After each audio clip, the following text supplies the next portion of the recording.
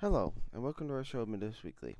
I am your host, Hairwiz, and as always with me today, my co-host, Clt, and we are here to give you a breakdown of Week 2's action across the Midwest Sweat League here in 2025 of fall. So, should be an exciting episode. We have a lot to get to as we have 6 exciting matches across these two groups. And as always, I will ask CLT how he's doing and check on his week. So, CLT, how's it been? Yeah, we've been going decently well. I can't complain. Well, some League of Legends here. Well, that's good. Hey, you're just so you're aware, your voice was cracking up a little bit there. You having internet issues on your side? Not to my knowledge. Okay. Well, now you're back to normal. So hopefully it doesn't happen again for the rest of the episode. But that was pretty Hopefully. funny. But yeah, I'm glad you're doing good, man. I'm glad you're doing good. We have a lot of League of Legends to cover. As I've said, it's some fun matches. We're going to be diving into the Coin Flip Vancouver series first. Um, and I want to say sorry, guys, we couldn't cast all your series. I mean, there was 4 on Saturday. Even if everybody was around perfectly, doesn't even mean we could have. It was just a lot. Just like this Saturday, there's 5, or well, 4 as of right now again. So we might be in a similar Yep. situation. We'll see. We'll see how it plays out. We'll do our best. With all that said, let's jump into this game one here, and so Vancouver, it looks like they get the first win of the series over coin flip here. We all know how good Vancouver is. They had a really close loss in week 1, and here again in week 2, it seems to end up being the same thing here for this series as they end up losing 2-1. But this game one, they start up, with a victory here. So uh, look pretty standard comps across the board. Nothing really sticking out to me. Um, Obviously, Krieger was playing this week. So if anyone's wondering, Krieger's their sixth man now on coin flip. Um, so people were out, and Matt's on vacation. He's in a different part of the world right now, or I should say Matthias. Sorry, Matt, if you watch this, I put your name out there. I guess it's in the name anyways. But yeah, so he's out of town. He wasn't around. Um, so yeah, Brandino went back to top lane, which was his main role and has been most of his time playing League. And then Aristotle, as I call him, was jungling again. So this is like the old coin flip basically, except Bori's in the bot lane instead of Swum. So kind of the original roster, pretty strong like this. I mean, they were a really good team when they did this back in, what was it, like spring or no, I think it's spring summer. 2024. I want to say it was summer. I mean, this is their third or fourth split. It was spring, kind of in the summer, and then fall into like winter. Yeah. Well, nonetheless, yeah, that was that split. So obviously a pretty solid team, and they like you can see probably if we watch it over this game here in a second a little bit, guys. I think the synergy, even though it's kind of there, you lose it for a bit when you haven't been playing all these roles again, right? As a team. So I'm not really surprised that game one went to Vancouver, and on top of that, Vancouver's a very good team. I mean, this team is returning from last split. We've seen what they are capable of doing. I mean, you see here with Stoner with a Stoner with a 12-0-15 scoreline. Very clean here on the Aurora. I've been seeing Aurora lately again. She seems to be just never going away. Very strong champ. Um, but yeah, overall, man, really nice performance here by Vancouver, and we can jump into the game. While I do that, though, kind of looking over some stuff for the viewers. Was there anything in particular that stood out to you in draft there or anything, CLT? Uh, Not really. As you mentioned, they were pretty meta comps for the most part. Varus Nami may be the one thing that kind of stood out. It's not a duo I see typically. And Nami doesn't strike me as like a great big Geo Prow champ. He's normally on like melee engager CC bots, and he just loves the brawl. So the fact that he played a little more of a laning style enchanter was quite interesting. But as you kind of noted, coin flip dropping this game one. Um, you know, Vancouver also changed up their lineup a little bit. They had Pixel there at jungle and Marshall at the support role. So I think that's something they were discussing last week when I talked to them off to the side. No pick came in in game 3 of that week matchup. So um, no, everything kind of just speaks. Hold on, CLT. Hold on, CLT. You're robotic. You're so robotic right now, man. I I know you're trying to speak. I don't want to cut you off, but obviously, if we have to, I can pause the episode, guys. You good over there? You sure your internet's straight? yeah, dude, I got no issues on it. All right, hold on. Let us both leave the call and come back in. Give us a second, guys. I'm just gonna pause this real quick. Uh, All right, sorry guys, we're back. I'm not really sure what's happening with CLT. He says it's nothing on his as it's showing, but I'm 100%. I hear a robot, and I feel like it's gonna get picked up on the video here too, guys. So sorry if CLT's a robot for a bit there. Hopefully it's been solved. But yeah, as you were um, saying, you're talking about how Vancouver made a swap here. yeah, I mean they made a touch of a lineup change with Pixel coming in. He was generally their support player under the tag Pixelated Pizza, but now I think this is going to be their lineup going forward with him in the jungle, Marshall at support. I think week 1 they felt really strong about the games. It was just just tidying up some stuff and committing to a lineup, getting some practice in. So that series week 1 against the Hashira was a really competitive series, Yeah, and looks like they got some work done this game 1. But no, both teams got exactly what I think they wanted to get. Bori though with this first item hex plate was interesting. Can't say I've seen that on Varus. yeah. I mean, I've been seeing some unique builds with 80 carries in the hexblade item. I mean, if they're an 80 carry that loves to use their alt, right, that they're kind of dependent on that ability, or not completely dependent, but like it's a big part of their kit. They tend to go that now. I don't know why. I mean, because like, is it giving you more damage, or is it literally just for the alt, like cooldown? I mean, if it's giving you like extra stats that actually scale well with an 80 carry, then I have nothing to say, and I would definitely like to at some point ask an 80 carry about that. Because I don't know enough to put my input on that, but um, that's pretty much all I got. I'm not sure, but it's been something I've seen recently in solo queue, and um, at least once in the league, maybe twice. It's definitely popped up. So Yeah, I got nothing on that as well. Um, yeah, your guess is as good as mine on this yeah. one. I mean, I will say he was 3-1, so I guess it was kind of working earlier, right? Like it's not like it wasn't doing its job at all. So uh, Yeah, it's definitely very interesting though. yeah, this Aurora put in work. I'm kind of skimming through this early game here, and Stunner had himself a hell of a game.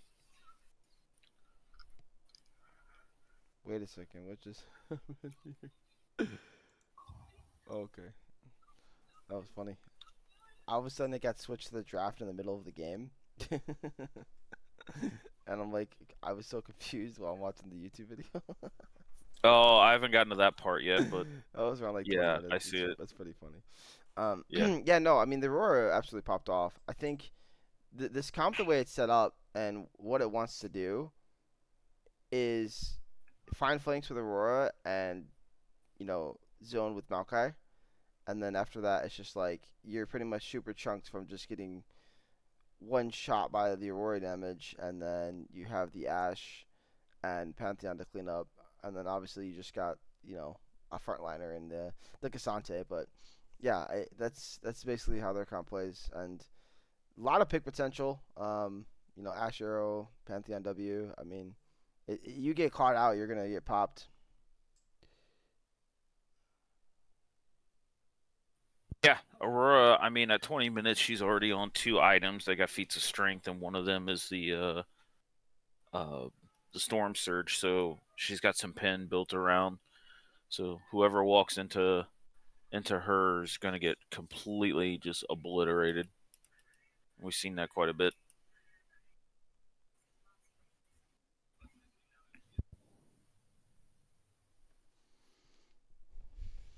Yeah, 100%. Um, kind of just gonna skim through a little more and kind of see what kind of happened here. Like the mid game here, around like 22 minutes, it looks like there's maybe a little fight that breaks out. They actually initially get a shut down onto Pixel, which is really really nice. I mean, like stuff like that can get you back in the game. But man, the gold lead at 22 minutes, we're talking 5K.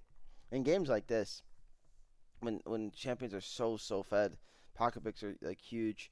It's really really hard for Varas and way to play. Like there's only so much defense, and the things that want to get on them don't really have a hard time doing so. So it could be really a struggle. There is a lot of appeal, of course. You know, Jin Zhao, as well as Nami have great setup. Yeah, I think the only thing I feel like's lacking is maybe a little bit of CC out of the coin flip comp because there's just not much lockdown if this Aurora makes the first move. You do have Shen taunt, but I'm not seeing much out of all the champions I got ahead for Vancouver. This Aurora though, like I said, no CC. It's hard for them to deal with her. If it was any other champion, they might have been able to grind it out. Yeah, 100%. And you know, we're looking here. I mean, at 26 minutes, I mean the goal just ballooned into 11K. So Vancouver came to play this game one. I mean, they really showed up. They took care of business. Coin flip, you know, not looking like themselves. And you know, I talked about this a little bit last week, and I know you said what you said about well maybe, or not. You didn't really say maybe. You said it's nothing to be concerned about with the early game, but I think it is. I think this kind of proves that this game here kind of shows that the early game didn't really go too well for them. They did okay maybe in the first like 3 4 minutes. They got a first blood and stuff, but after that the game kind of started to fall out of their hands. And against a better team like Vancouver, they're gonna punish you more. So I think that's something to watch for coin flip. They don't seem like currently the same team. They're looking a little rusty. Not that they're not capable again of bringing it back, and again they end up winning the series, but it's just it kind of sticks out to me a bit because that's just not something I really known them for over their time being in the league. So those week two or those week one woes that kind of carried into week two, and you know we'll see if they continue to carry on and whatnot. But let's go ahead and jump into game two here, CLT. So All right. game two here, we've got Morgana Jungle coming out of Aristotle here. Again, a pick that's not really favored too much these days, but we have been seeing her a lot mid lane. So um, here, seeing her in the jungle, very interesting. Uh, it's had some presence here and there, but later on in drafts, usually like game fours and game fives when I see it in like the LCK or the LPL. So um, very interesting pick to be picked up here. It's into a Wukong, which I think it's okay into Wu, and I mean based on how the game went, it looks great into Wukong. I don't expect it to be like should like dominate most of the time because the best thing about her is her chains, right? When he tries to clone out, but I mean if he's still able to get in on your team, right? In theory, it should still decimate your team. So they obviously played this game pretty well. Um, what do we think about Olaf? I feel like this champion always seems to pop up in the top lane every split, and I feel like 90% of the time he just loses. Is it just a me thing, or is that what I see like all the time? No, that's not a you thing. I hate Olaf. Yeah. Like I was like their week one, I thought I seen some really good Olaf spots. I think Ares brought him out one time. And now I'm seeing it again from Marco. I just this champion does not get the job done. I'm not a fan of it. I feel like it doesn't get tanky enough to just solo dive in without a boatload of enchanters behind him. But then he doesn't do enough damage when he's into like other enchanters or into like ignite supports like what Geo loves to bring on this Leona. So I'm I've seen enough of it that I'm not a great big fan of it. Um, I've never really felt threatened as an Olaf as more of a mid lane mage player, but It's just what he just runs at you like he's a one trick pony, and it's very easily counterable with all the mobility in the meta right now. Yeah. So I hear me out. I think Olaf top. I mean, it's gonna have some okay matchups for sure. I think if we're gonna play Olaf, I still think like jungle Olaf is actually much better than people think in certain matchups. Um, if it doesn't if it doesn't have to uh like get a hard lead through laning, which is really what Olaf wants to do in top lane, right? He wants to get this big lead, become a monster because you can't kill him, and he can just kind of freely farm and do his thing. I think he's fine. He's happy, and I think that's what the jungle allows him to do. Still, um, Marshall with the snipe, the Milio snipe was hilarious. It's at like 350 or something. I just came Yeah, up that onto was that that. was so funny. Just hilarious way for Boy to die. Um, but yeah, I think that's kind of my take on the Olaf pick. But yeah, when I see a top lane, I just feel like it almost always loses because it always gets outscaled and it never gets a big enough lead, like 90% of the time. Yeah, into this comp, like what is Olaf diving? Like what's he just straight up diving? There's no way it ever works out for him. If he ever runs into it, Krieger's going to literally just QER him, and there goes 90% of his health, and Bori will finish it up with Arresto black shielding whoever he throws a Q at. Um, Overall, like I have to go back and look at when stuff was picked, but overall, I think CoinFlip drafted this comp pretty masterfully. Yeah, I'm looking at it now. Um, I like everything that CoinFlip drafted here. I don't think the early advantages from the bot lane were big enough to stop Bori from scaling on this Smolder, and then Brandino pulling out this Gragas to just basically disrupt a bunch of fights is a really nice touch here into the Wukong and into the Oriana. So Yeah. I honestly like I think my only take, and this is just me, I really don't love Milio because I think you need stuff to get on top of Smolder to just pile on him.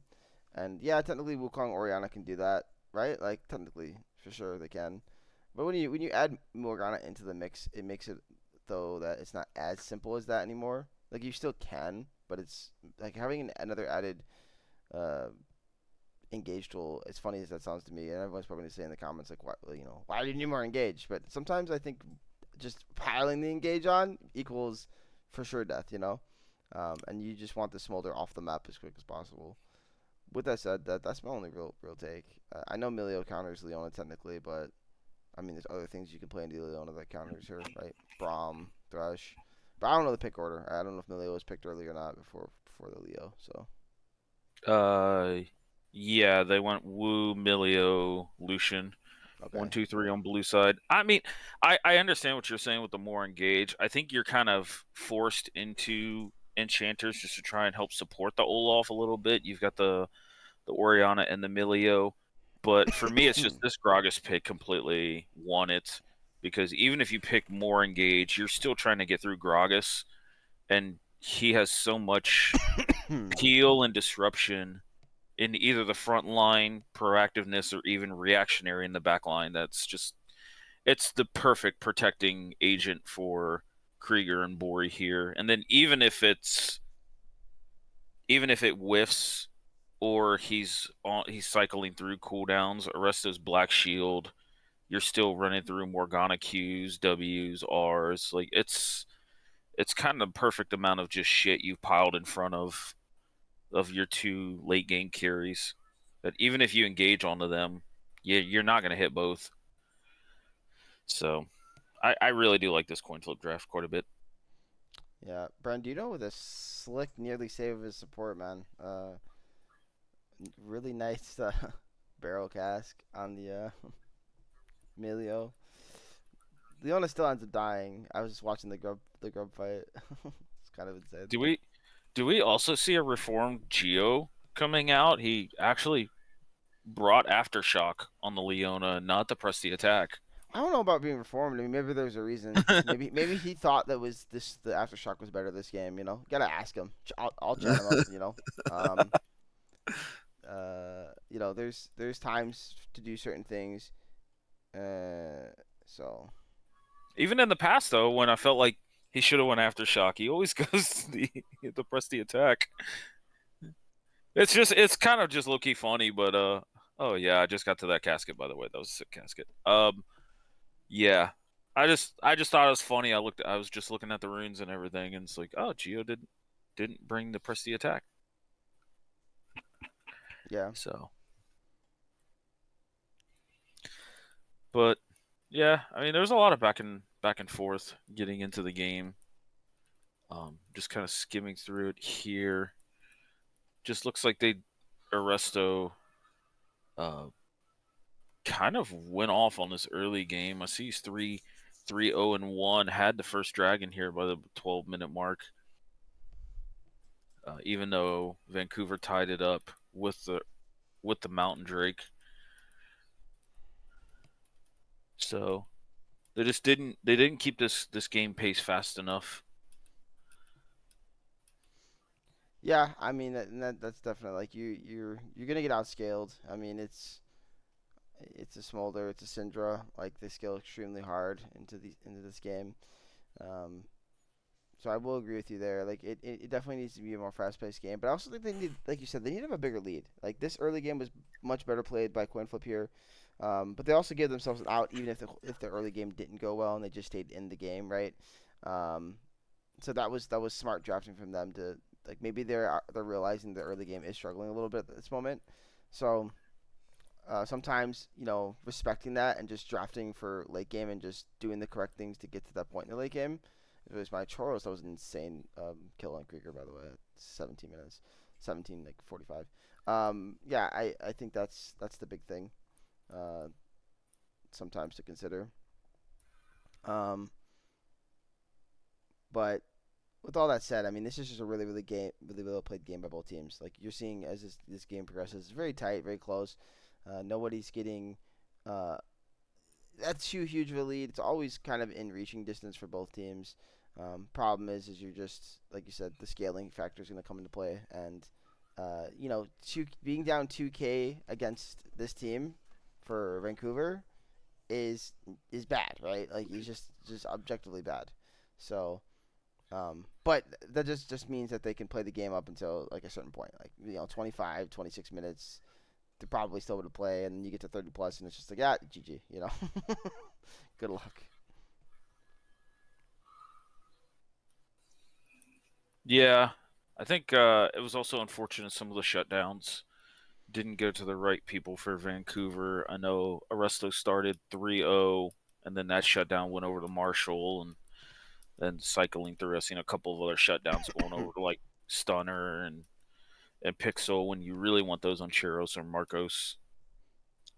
But I'm at the 20 and a half minute where coin flip 3-man to Otacon and ended up taking that to kind of, I won't say put a stranglehold on this game, but it definitely increased the momentum here, and their comp started to really come online here. Yeah, when you get the Otacon, like the thing about Otacon is this, um, and it's we could talk about it a lot, but I think from watching Dom said his best. Like a lot of times people do the Otacons at the conceptually right time, but they just don't know how to do the Otacon correctly.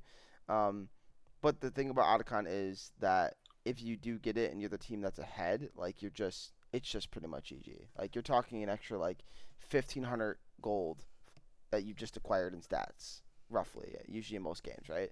On average. So it's a massive boost for the team, and you're already up 2, 3, 4K.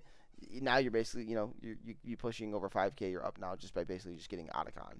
Um, so it's a permanent buff in the game that is very strong, and if utilized well, can end games.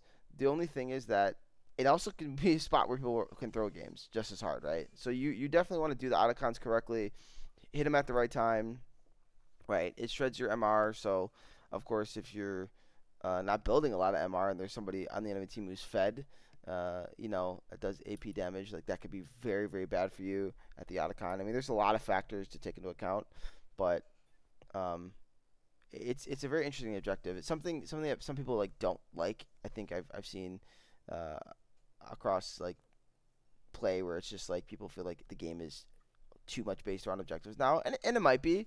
I think it's fun. I think it's exciting to see because you get more team fights. People are just gaming it out, hands diffing each other. I think it's great.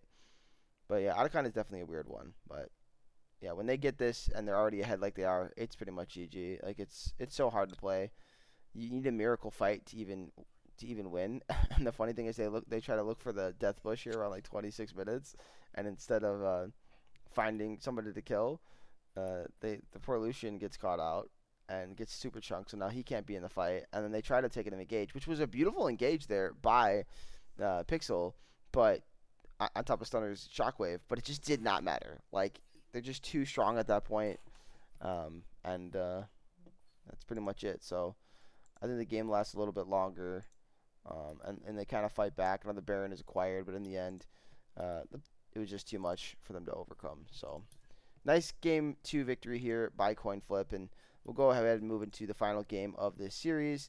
And this one, we have a lot of fighting going on. Um, Yunara is not showing up in Battlefy right now. Cool, cool, cool, cool. Every split, there's always a champ, right? I had to scroll and be like, "Is that Yunara?" Okay, it is. It'll get updated eventually, guys. Yeah. So, anyways, Yunara coming out here from Choros. What do we think about Yunara? Because I think Yunara was very, very, very strong. Like two, 2 months ago, when she came out on release after the first couple weeks, like a patch or two, like she just became busted. She was definitely one of the strongest AD carries in the game, but I think now she's fine. I mean, I do think she's good later on in the draft, but the thing is I think if Sever's on the board still, and you get Sever, I take Sever or Yunara every day and twice on Sunday. This champion is still disgustingly just strong. Strong. I would argue one of the best AD carries in the game, but Yunara just feels kind of like mid tier to me. I mean, what's your kind of take on the pick? Um, so I'd say early, like on release, I thought she was a little over prioritized, but she definitely got to her spikes. She was very strong. Now I think the champion literally just got neutered to hell. Yeah. Um, I don't. There's no world where I pick Yunara over something like Kog'Maw or Aphelios. Because she's great at standing her ground, but she just doesn't have the range that those champions have, Mhm. or the late game prowess either. Um, the only thing those two champions need is just a little bit better supporting cast, so she's a little more Vaynish in that regard. But again, I've seen a lot of Yunara in the rec league, and I actually accredited to Bird from Caster Curse, who's now playing in the Sweat League, where like he was a very big Yunara enjoyer, but then I would watch him play Kog'Maw or Vayne, and I'm like, this just does what Yunara does, but way better, Yeah. and can actually like play the game on their own.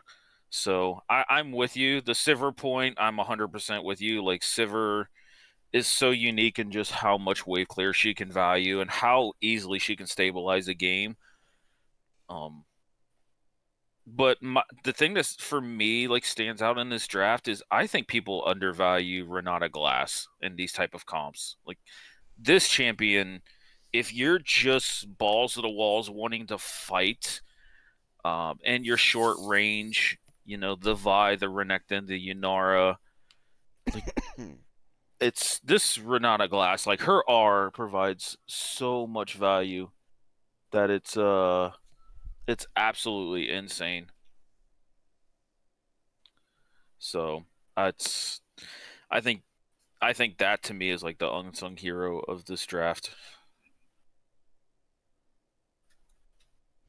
Yeah, I actually do like the Renata. I think Renata is one of those champions again. Like I think is really good later on in a series, and I think as you're getting into game 3, I think she's gonna be pretty strong compared to like maybe earlier on.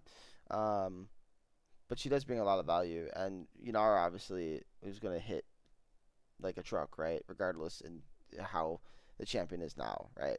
If she gets her items, she's gonna hurt. So in a team fight, you drop that ult on her face, and she just starts killing her team. It's pretty free.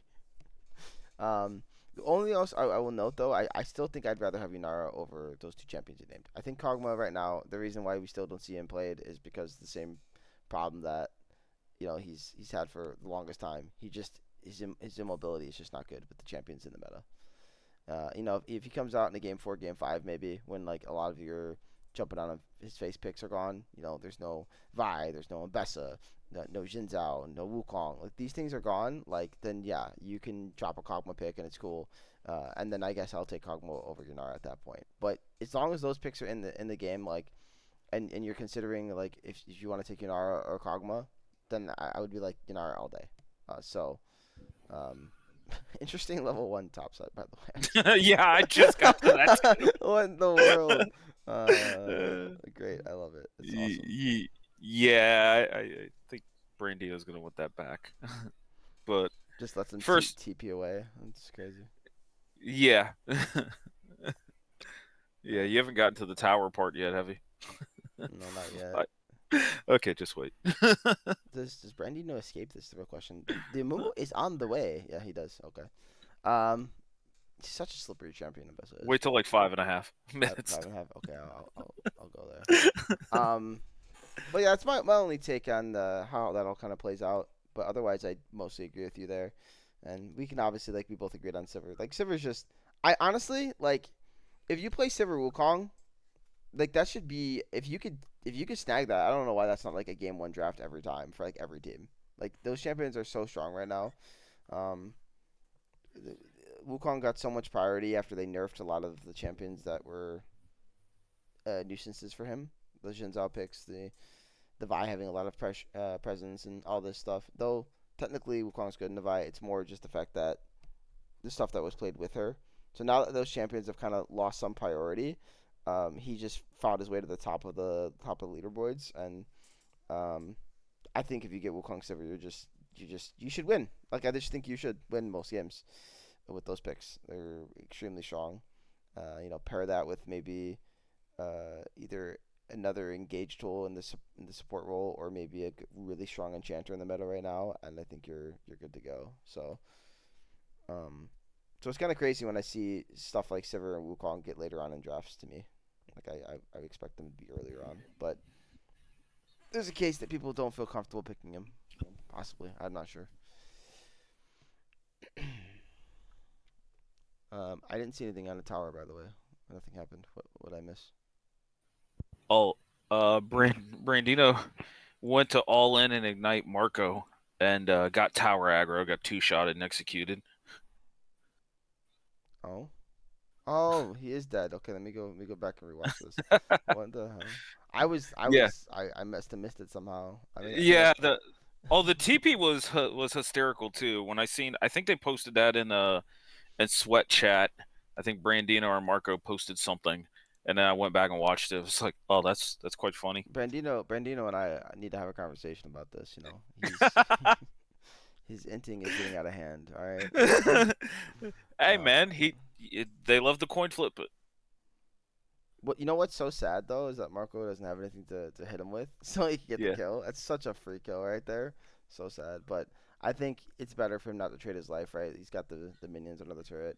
What sucks is even though Renekton is up in CS, he's losing these trades early. Right, that's never good. For your Renekton into Mbessa, like because Mbessa outscales him. Like we all understand how the matchup goes now. It's not like it used to be where it was like, oh, this is just a straight counter. Renekton just wins all game. No, he doesn't. Like right after a couple items, he starts losing. So that can be a problem. Renekton get that kill there might have been huge if he somehow can well, live. I think Renekton still got the solo experience for that, so he beats Mbessa now to level 6 and could potentially play a freeze and zone game into that to delay Mbessa from getting the 6. But the fact that she has a combat summoner and he doesn't probably makes that lane a lot more even than before. Yeah, and they should be able to punish it, but they just never were able to do so. I mean, this early game was really well played by coin flip. This is the best early game yet. Nobody's died. Nobody's did some weird stuff. They're playing it slow. They're kind of scaling up on the picks they want to scale up on. I mean, you have Sivir and Bessa, they scale hard. I mean, that's not even including Victor, right? Like he's still a thing too. So like you have exactly that, and based on the scores, we already know that the Victor and the Sivir end up scaling super hard in the game and just popping off. So you you see Coin Flip really play tempered here, and I think that was really smart from them, and end up getting themselves a lead. And then once they got that lead, pretty much never looked back. In what was a very close game, though. I mean, it was always relatively pretty competitive. Um, so I would say this is the one time where I would go and say that in a series I've seen that I can think of at least, this would be the one where it's a bit of a draft diff because of just the simple fact of um, misidentifying certain picks. I think on Vancouver's side, uh, the Ari and the Yanara both are just in like weird spots. Like the champions aren't they're just not horrible. I don't want to use the terminology, but I just don't I think these are both mid tier picks, and I think in a game three, there's still better picks out there. That's basically where I'm at. You know, that's basically my take for that. And um, they got a Pyro pick in Sivir, a Pyro pick in Ambessa. Like they're getting these pretty strong champions here in game three. So I don't know. That's just my only real take of the series at the end here. That matters because only one team could be the victor, and it was coin flip. So I don't disagree. I do like even though I agree there's a touch of a draft diff here. I do love what Vancouver picked because it at least it has a clear game plan of like we're gonna go in, we're gonna fight. Um, I just think the diff comes from mainly the support and mid lane role right, where their reaction to that, like they just play into those type of engages really well. yeah, exactly. Well, with that said, we are going to move into the next series. We actually spent a lot of time on this coin flip series, so Yeah, sorry about we that. talked a lot. No, it's okay. It's okay. We'll pick up the pace as we go here, guys. But yeah, we'll get into the next game here, our series, I should say, which is Small Brains versus Hidden Leaf. Hidden Leaf ended up pulling out the 2-1. Um, and Small Brains' first series of the split. Obviously, without yours truly on the team. So it didn't go as they planned. I can confirm for you guys this is the first time the Small Brains has ever started 0-1 for a split. So that's something that's uncharted for them. But yeah, this game one went well though. This game one was heavily favored in Small Brains right here. Um, as you can see here, one punch and drafting the Skarner pick. We don't really see a lot of Skarner early on in drafts anymore, but I do think the champion's still better than people give it credit for. We do see the Sivir picked up, and we kind of just talked about that, right? I mean, Sivir wins games. Here she is winning games. And then Nazir for Zema is absolutely insane. I know I said it in the chat because I don't think I was casting game one. I think I was watching it while I was getting my medicine. So I was so astonished to see them just give this champion for free. I I don't know if you, and maybe I'm screwing Zema over by saying this, but it's basically like if you're not permabanning his pick, then you really better have a good counter and beat him because he's going to punish you if you don't, and he did. I mean, he went 14-1-10. He absolutely went off in this game. Um, really, I think overall saved this game. To be honest, I think Hashira was actually playing pretty well. Like I'm sorry I said Hidden Leaf by the way. It's Hashira. They still have to change their name on Battlefy. But yeah, I think Hashira played still pretty well, and they were able to get some advantages here and there. But Zema, every time they got a small advantage, Zema came in and was like, nah, let me take that back real quick. So he had a couple Emperor's divides that were just kind of insane and pretty cracked, like 3-4 man type plays. So Yeah, I think overall, I agree with you. I think, and if you have a really good answer for the Azir, uh, then it's worth trying it. But my whole thing was like, the answer wasn't concisive enough. Like Talia is known as kind of a pseudo soft check into Azir. It's not even really a counter, um, but you just kind of had no engage, nothing for this Azir to be threatened about. The Olaf jungle, while can get through the back line, it just there's nothing there to support it. I've seen this. We talked about it on week 1, but I've seen the Pantheon Talia combo come out quite a few times. The split already, and it just feels like no one is using it to the fullest extent. I don't see a lot of the global usage or the global pressure coming out in tandem with these two champions. So while Zenma Azir is a very prominent player champion uh, concept, I've been on the receiving end of it myself. Um, he's also like not afraid to just let the game come to him, and that's what I think really makes him really prominent on this pick as well. He doesn't overreach. He doesn't do anything in the early game to stress the state going into the mid game.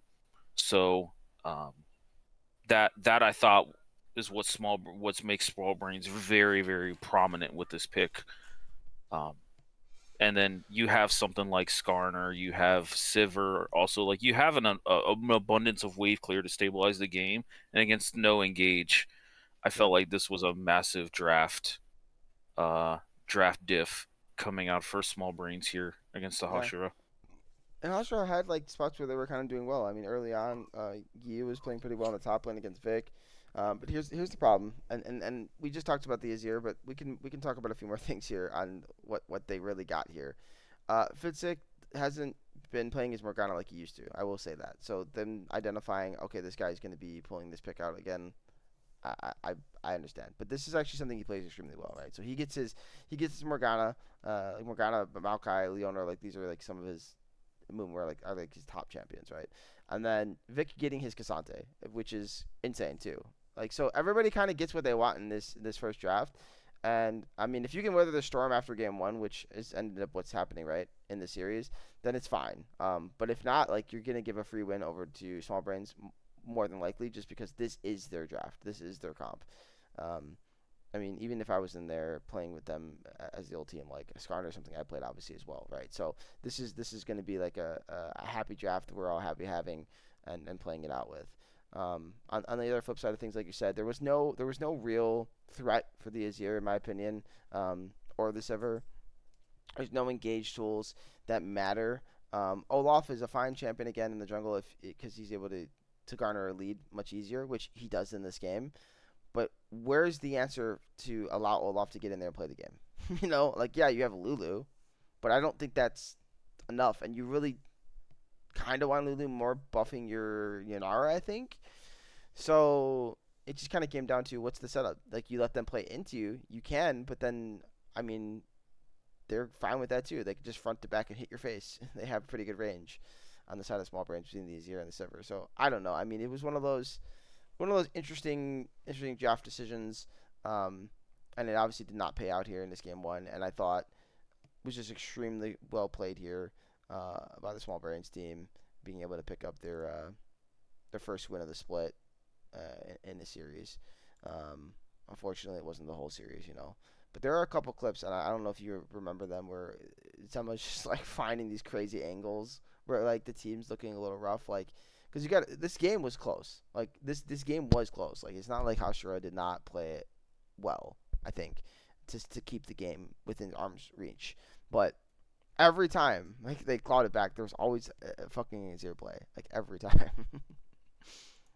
So and imagine if you had something to deal with the Azir, like Poppy Jungle, for example. Poppy would have been great here. Poppy would have been great here just to deal with specifically the Azir, as well as it's not that bad in the Skarner. Poppy has a lot of Cassante as value. well. Yeah, you're right. Actually, it is pretty decent in Cassante. It has value. You're not playing it to necessarily engage, but you can. But what you can do is now it makes it so they can't engage for free either. So you kind of put them. You're a little bit of a stalemate, but it's more playable. You know. So, but the option is you can send on the Azir with your top side of the map so easily, right? You got Pantheon, Talia, and Poppy going in on the Azir. It's like, how does Azir play the game, right? So it's stuff like that, but nonetheless, Small Brains they get this really gritty first win. Uh, and is there anything else you got to say about this game 1? No, this you kind of covered all of it. The Hashira kept this game pretty close and were pretty scrappy in this game. That's one thing I'm noticing about the Hashira is they are a very scrappy team, even with most of them being off roll. They just keep improving and keep showing a lot of grittiness. Yeah, they're I think I'm gonna go on a limb here. They look stronger than they did last split. I'm gonna be honest. I do think that.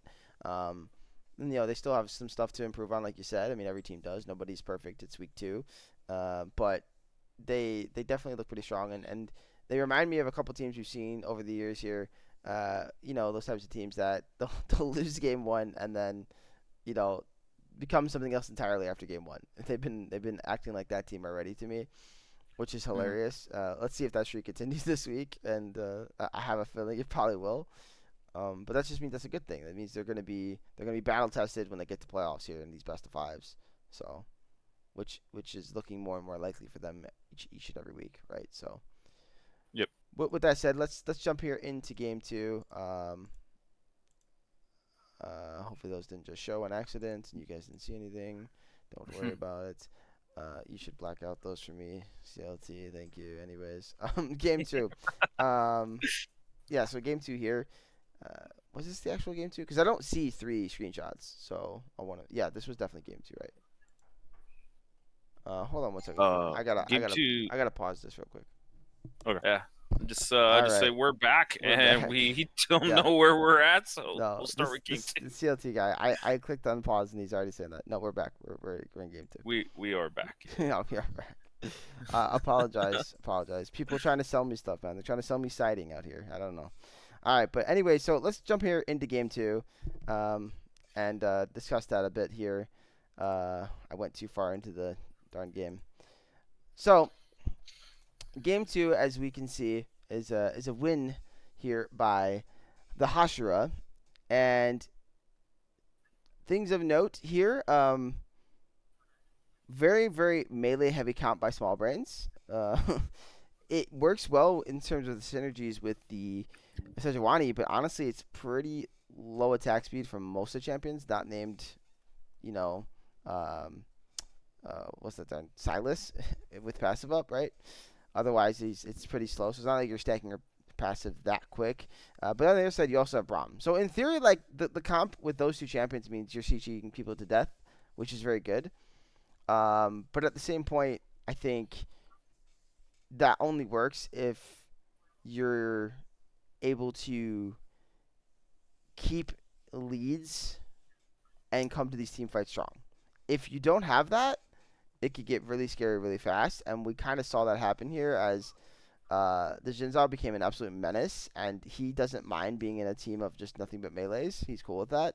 He'll disperse you and just start fighting whoever he chooses. So it's a little hard, and if he ever gets on your Trist is in a whole lot of hurt. Um, but yeah, drafting wise, it was very interesting for both teams in terms of just like you have an AP in the bot lane, right, from Hui, which is not the first time we've seen this. I think it's actually the second time they've done this themselves, the Hashira, Correct. and then you just got this like full melee esque comp. I think Hui is a pretty big menace in this game as a champion. Like I think it's not easy for them to deal with him. Um, the best pick in my opinion that does deal with him is just Sedge, but like that's if she can get her ulti on him and lock him down, right? Um, the issue is if you don't just win just because you kill Hue here. I mean, there's a lot of DPS on the side of the Hashira. I mean, Nar in mini form and Jinzao, like I said, both are gonna hit like trucks as the game progresses. So and then Rise is just gonna do Rise things. And Rise loves this type of game too, by the way. Like it's nothing Yeah. but melees. He's happy. He is so happy in a game like this. So I think Small Brains they just went too heavy into the melee comp. I think that's really the only mistake they made here. Um, I think if you swap out the Silas for something else, maybe like a Syndra, a Cassiopeia even, which is obviously really good in the Rise, something along these lines, I think your comp is in a better spot. And then I think the Braum and the Sedge get more value. Garen's not a problem. He just does Garen things. I think he's fine to play in this game. Um, so he can help deal with Jinzao quickly if they pile on the CC correctly, right? They can just pretty much blow him up. Um, in a perfect world, and there was a couple fights where it kind of went that way, but otherwise, I mean, I think that was just really well played here by the Hashira. I mean, they caught Zema on side lanes multiple times in this game two here. Whether they were burning his flash or killing him, but mostly just burning his sums, which was huge for a lot of these fights. They burn a sum, he comes to a fight, doesn't have a hard engage tool, right? His ults are not horrible here. I mean, you have Alistar ult and Nar and Jinzao. So honestly, Silas is overall not bad here, but it's not busted. Like it's not broken here. It's just like he's cool to play the game, you know. Um, but yeah, man, what's your take from this game? What do you feel? I will respectfully disagree on the Garen here. I'm not. I thought the R5 Garen was just not good.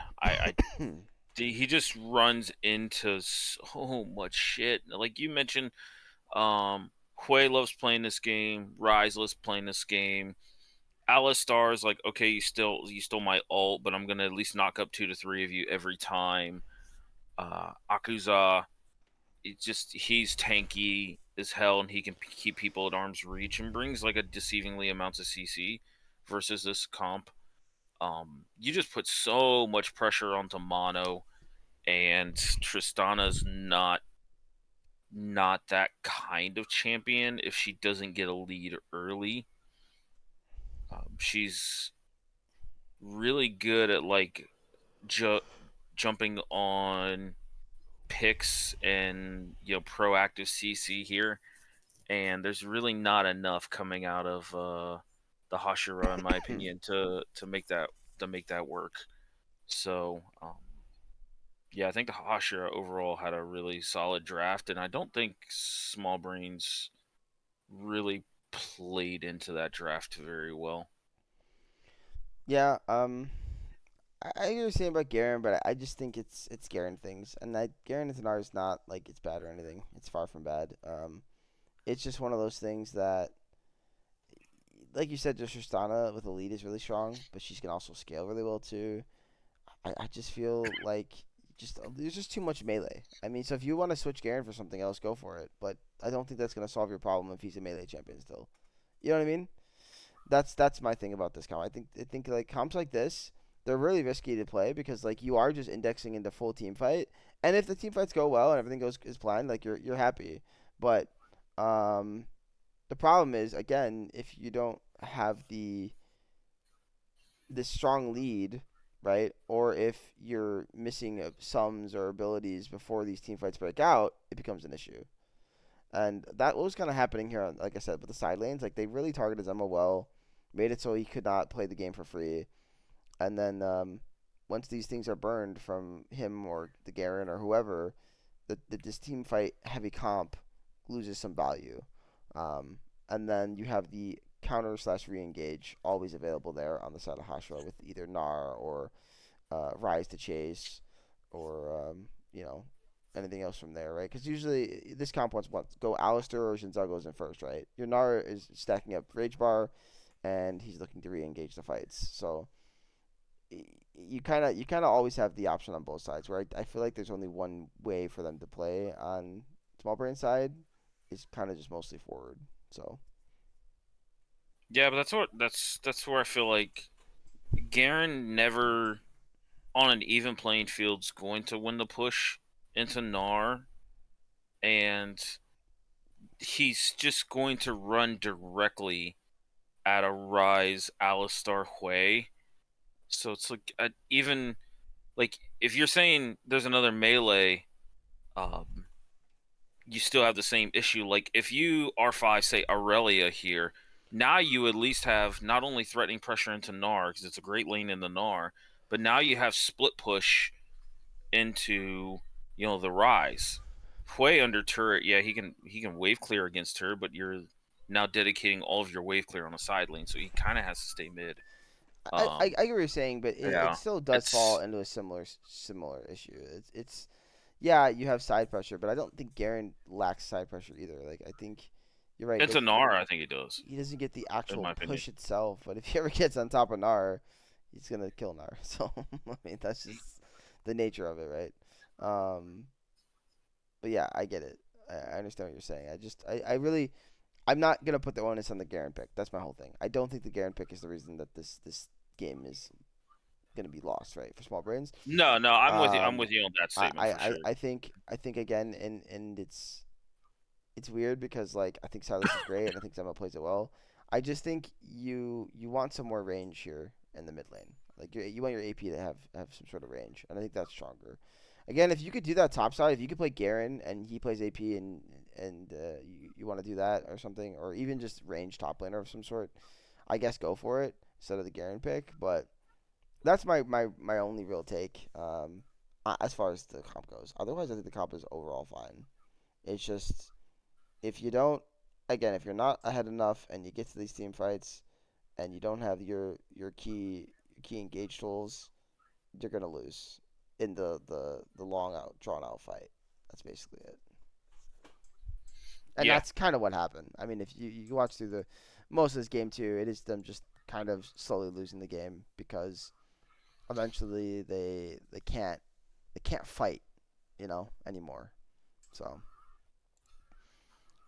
I've been a part of one of these comps before, by the way. It's not easy to play. It's on paper. It sounds so fun. You're like, oh man, we just meatballs. We just meatball at monkey them. at him. And it can work. Like it can, but there are times where they are good for it. And there's times where there's not. I think you know, like you take Rise out of this comp, and all of a sudden there's something else, and maybe it's better. You know what I mean? Like, because Rise likes this, but like someone who wouldn't like this, I don't know, Syndra, I don't know, Victor, these types of champions, like Yomi's not gonna have fun playing those into this comp, but Rise is cool. Like he doesn't have that much of an issue playing here.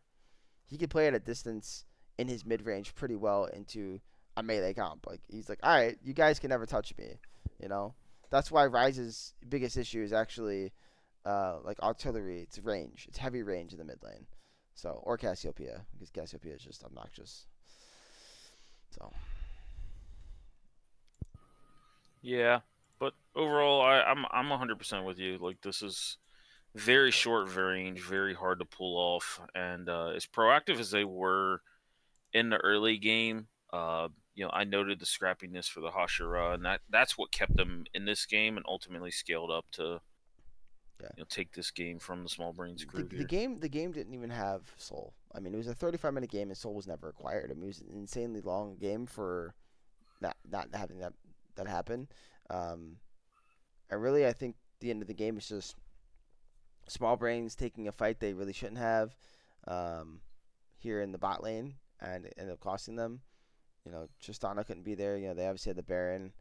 I think there is a world where maybe eventually they can somehow win this game because they do have a Tristana who's going to outscale the entire team of the Hashira. But it's like you got to get there, and you have to be able to play it a little slow to get there. So, but yeah, I think forcing when they have Baron is the worst thing you can do. I think you just like you let them use the Baron, and then Baron falls off, and then you fight, right? You fight over Soul is the angle, Yeah, but instead they let the Baron fall off, I think, or more or less, and then they just took a weird fight that was not the angle. So onto Gyu, who's very tanky on the star, by the way. Like this guy was like not weak at all. I think if it was anybody else, like they're killing them. But he also played extremely well. I think Gio is kind of an MVP of this game. I just thought the Nar pick was insane. So yeah, yeah. I don't disagree. I think the Nar was pretty clutch. Had a lot of really good ults in the early and mid games, and yeah, small brains end up dropping this. yep, they drop it, and that will lead us into game three and our actual last game three of the week. We're gonna talk about because the rest of the games are all 2-0s. Unfortunately, I don't have a screenshot for you guys. Sorry, I don't know what happened, but we'll be able to see the draft here, um, as we have a black screen. Um, yeah, so we've got got the Kane coming out here. Something that I I, I never loved Kane, but Kane can work. Any champ can. Uh, Very interesting pick here by the Hashira. Something you don't see very often. Um, I do think it pairs pretty well with like the Rakan. So the Kane can get in there, Rakan can jump on him, and they can just go massacre people. Um, on the other side, I'm gonna stay in the jungle picks here. I'm not a big fan of Volibear right now. I don't even think he's that great in like a game 3, game 4. Like I don't know. Maybe if I pick him, he's like a game 5 pick. It's not that he's horrible. It's just it just doesn't work in the current meta like he used to. So I understand One Punch is one of his champions, so I get it. You're just gonna play uh, what you feel comfortable on. Like don't play something you're not, obviously. But I'm not a big fan of that pick. Other than that, I think that both drafts were just pretty standard. I mean, don't see a lot of Jinx, but I think she's good in the game 3. If you have the proper setup for her, um, which is kind of where I wish there was something else in the jungle. Like the Sejuani's better in this game, by the way. Like Sejuani's so much better for Jinx here. Um, Maybe a Maokai would have been good if that wasn't banned. I think it was. I don't remember. But yeah, just something else to keep the Jinx safe, and just a massive front line that goes in and sets her up. But is there any takes from you on this draft or the start of this game? Uh, I I remember quoting in the cast that I hate this Kane picks. It sucks. I'm with you. In competitive play at this level, I don't like Kane at all. I hate Kane in solo queue games because he just does nothing but int feeds the early game. Unless he's against me, then he's fucking Canyon. Um, but no, I don't like this Kane pick, especially with Syndra, with Zaya, the two lanes that are notorious for playing the game pretty slow and just let it scale into them. Um, I'm yeah, it's I would prefer Small Brains draft. I will defer to your expertise being the jungler here on Volley Bear, but I look at this draft and I'm like, Volley Bear's not the worst thing in the world here. I think it does get stat checked by Mordekaiser in the top lane, but overall, it can be pretty proactive with Aurora around the map. And that's where I think going into the game, where Small Brains just wasn't proactive enough, but I think they excuse me, they got very cautious and reserved when this Kane pick got two early kills up in the top side. Mm. Um, Volley Bear level 6 plus Aurora level 6, you can just kind of pick and choose who you're diving here. Jinx with no enchanter means there's not much to really help her survive a dive or anything like that. And that's kind of where I seen this game going was, you have a very slow paced late game style comp into something that's pretty proactive early, but Small Brains was on a timer. Uh, I don't know if I'd go as far as to say they were on a timer. They still have Jinx in the game, but I do agree that it's one of those games that um they need to not fall too far behind in.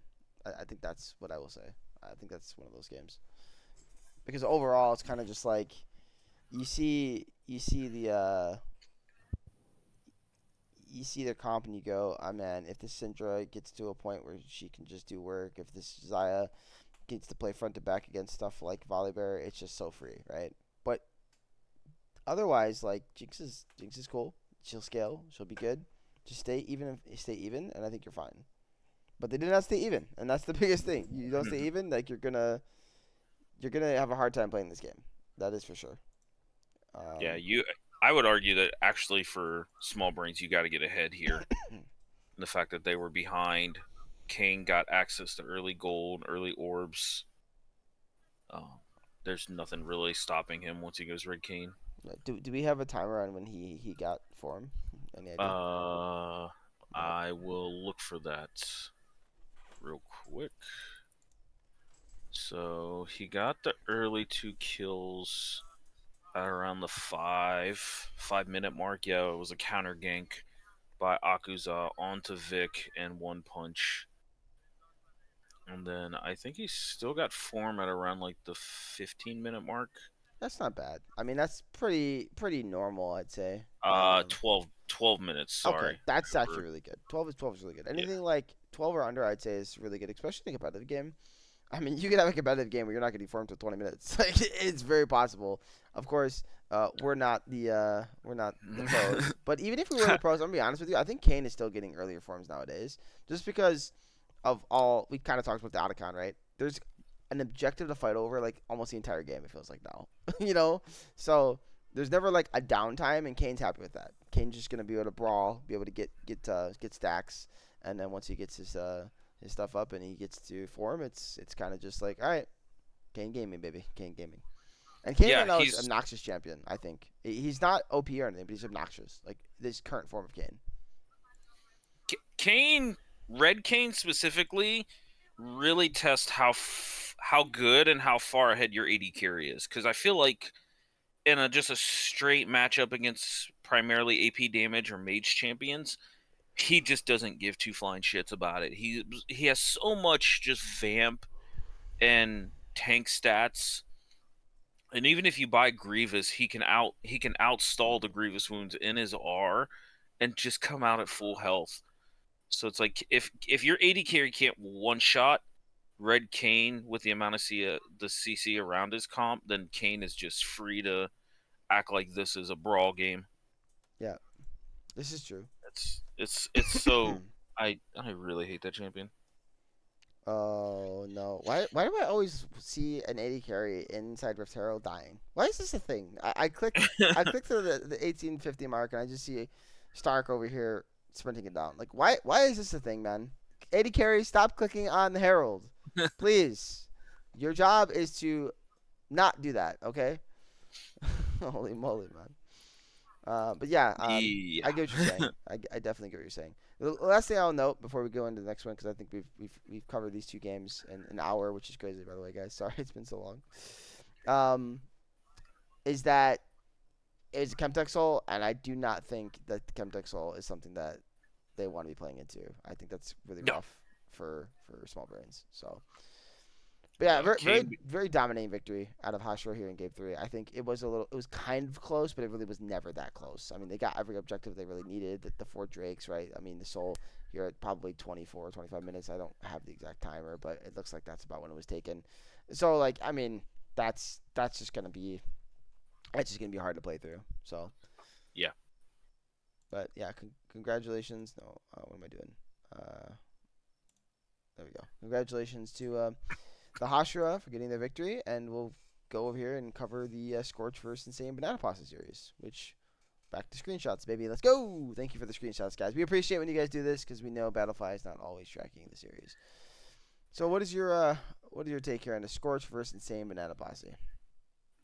I think this was kind of a series I was very curious to watch. I think Scorch had ways of attacking Insane Bananas roster, but I also think likewise, Insane Banana started off the split very strong, and they made a really good first impression against Vancouver in that 3-game series here in Week 1. So, to me, this was a very exciting series. Um, Going into Game 1, we had some very creative stuff in the draft here. And is that a sub, by the way, for Bunsha? That is a sub. Okay, just making sure they just low-key changes his name. That's a sub on both sides in the AD department, Oh yeah, actually. that's Marcuti. That's my boy. Yeah. Marcuti playing AD. Who would have thunk? And depending who you ask, it might not happen again. But yeah, I mean, they left up one-handed's Trundle here in Game 1, which is for anybody who is big fans of the Rec League. You know, this man is a big staple on this champion. And they kind of baited this pick going with the Orin, thinking it was Orin top lane, but then Bananasaur, being the kind of psycho mid he is, took this mid lane, and they found the counter matchup against the Trundle here in the Olaf top again. We seen this come out yet again. It won this time though, so we can't hate on it. It was an exhaust Olaf, so touch of an asterisk there, but yes, it did end up winning, and the story kind of came from Witchcrafter's Hui here in the bot lane. This is now the second team we've seen pull out the Hui bot, and I don't think it's lost yet. This So split. what you're telling me is no more 80 carries in the bot lane? I actually don't think that's even close to true, by the way. I actually think the 80 carries being picked in Hawaii are just not the best. Like, there are better picks Agreed. to it. So, There are still a few mages that have much higher win rates in bot lane. Surprisingly enough, Asol's one of them as well. Um, but yeah, the carries coming out in response, I don't think are great. But also, without going through back and looking at all the drafts, I just think the teams playing the Hui bot lane are picking it in really good spots. So yeah. Orn mid, I just noticed too. Gotta love the Orn mid, man. Some yeah, Doin B stuff. Um, no, but I really want to point out though, like the Hawaii did well, 18, 6, and 16. But Rusty on this Graves, 16, 1, and 9. Dominant performance out of him. Graves is someone that you don't see a lot, but if it's played well, it's an extremely strong champion. So good on Rusty, man. I know that's got to feel good to have a nice performance like that. He's always been known for uh, taking care of it for his team, and this week he's a big part of the reason why they won. 313 CS on the Graves is insane, by the way. He yeah, was hard farming everything this game, um, including champions. including champions. And then Calico 1 and 34. This is not discrediting anybody else on the team. Aries and Ben Esper played well, but 1 it's just insane. That's got to be one of the highest assist counts we've probably ever had in a series in Sweat. So I mean, we haven't gone through those stats, but I'm sure it's definitely up there. Absolutely absurd. So props to her for that performance. But yeah, I mean, it just kind of feels like this game was once Scorch got rolling, there wasn't much that Insane Banana Posse could do, and um, it was kind of quiet early, but as the game progressed, it just you see how um, Scorch's comp just kind of starts to take over, right? And I think that's a lot of it's a trend a lot. I keep talking about this, and I'm not calling um, teams bad, but I'm going to say the teams that are not as good. So the teams that maybe need more practice at things. It seems that they always have decent early games, but it's always the mid game and the late game that they struggle in the most, right? And you see that's where the good teams, the truly good teams, always take off, or the better team, quote unquote, right? Um, it's very rare that you see like the better team lose in the late game. And when I'm not saying Insane Banana Posse, it's just not the better team or Scorch is, but of course like I know Scorch has been around a long time, and Insane Banana Posse have only been here. I mean, this is like what their third split technically, but they just came Yeah, back as this roster with most of their players returning, but not all of them. So it's one of those things that I just can't really speak to it to say. I know Ghost Tiger obviously is a phenomenal mid lane. War he's just going around the world playing every champion in the fucking or every role in the game. no, no, every champion too. Every champion too. Um, Yeah, so he can obviously perform well, and I think his true nature has always been top lane. I think he had a nice week one, but yeah, I mean, overall, you see what can happen once this mid game breaks out, right? And um, that's what you end up this big balloon here. But yeah, in San Bernardino Posse, they played good early. They had a bit of some leads. They looked like they were doing well, but eventually it just wasn't enough. yeah,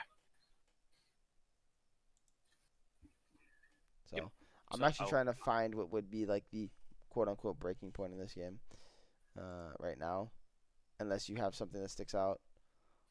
no, no, this game kind of was scorched from the word go. One handed had a few opportunities. I think in one of the, I think it's the Otacon fight where he split mid lane and got like 2 turrets in the inhib to try and put a little bit of pressure back on Scorch this game, but they're just not enough damage and proactiveness. Anytime this Jarvan went to do something proactive, he just ends up getting one shot by Rusty and Witchcrafter here.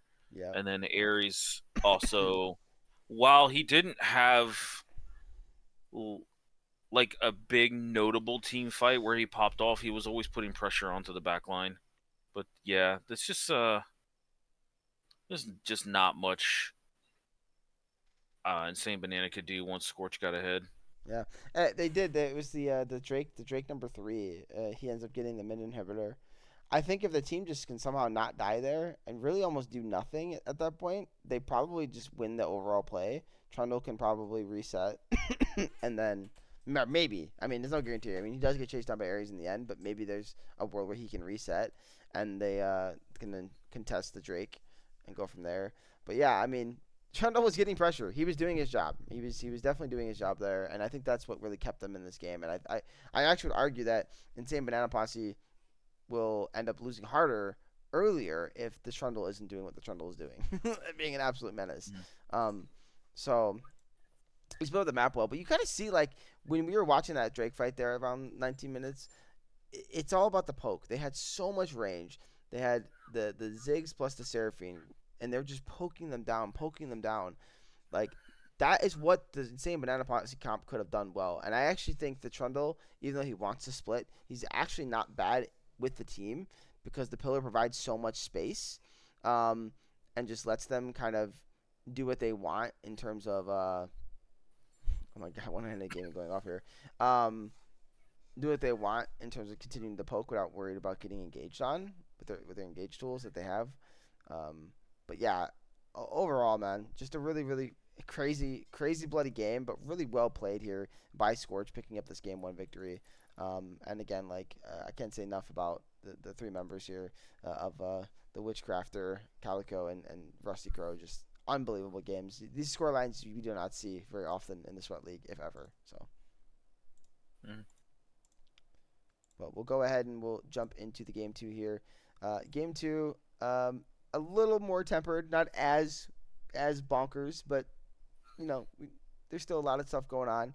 Heckram coming out here from Rusty had a nice Heckram game. We're seeing Kane from Ares in the top lane. Kane top lane has found some play here as a recent. The Baus obviously was big into it there for a bit. It doesn't seem too bad. His laning seems pretty decent, so I can understand why you don't want to pick it. His wave clear is actually insane, by the way. So he can proxy really well with his E and stuff like that. But then on the other side, we do see the Vi plus the Talia combo, and we do see it had success. But the bot lane just going with these mages, man. Right here we are. We have Swain. Um, we have Xerath in mid lane too, by the way. So there's just tons of range again. They have range, so they poke you down, and then here comes Rusty with a speed up from a zillion just sprinting at you. Like, how do you play the game? How do you play the game, honestly? And I think if you're going to draft Vi and you know there's a Zillion player, I feel like you have to ban Zillion, by the way. Like, that's just my take there. Because now Vi's entire point of gaming is out the window if you don't just, like, one-shot somebody with her ult, right? So, which I don't know who she's one-shotting anyways, besides maybe Xerath. So Xerath is your target the whole game, basically. I think Swain's going to be hard to deal with. So, well, you got any takes here on game two?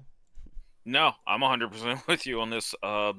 Scorch, this like if there's a game that is like, okay, tell me about Scorch. I'm like, just watch this game from draft to end. This is pure 100% what Scorch loves to do. They get tricky in drafts. They find ways of pulling you around the map. Bananas now busted out this Xerath twice, which I'm basically going to say is his champion. Um, he's absolutely insane on this. And you left Zillion open and B5 Vi.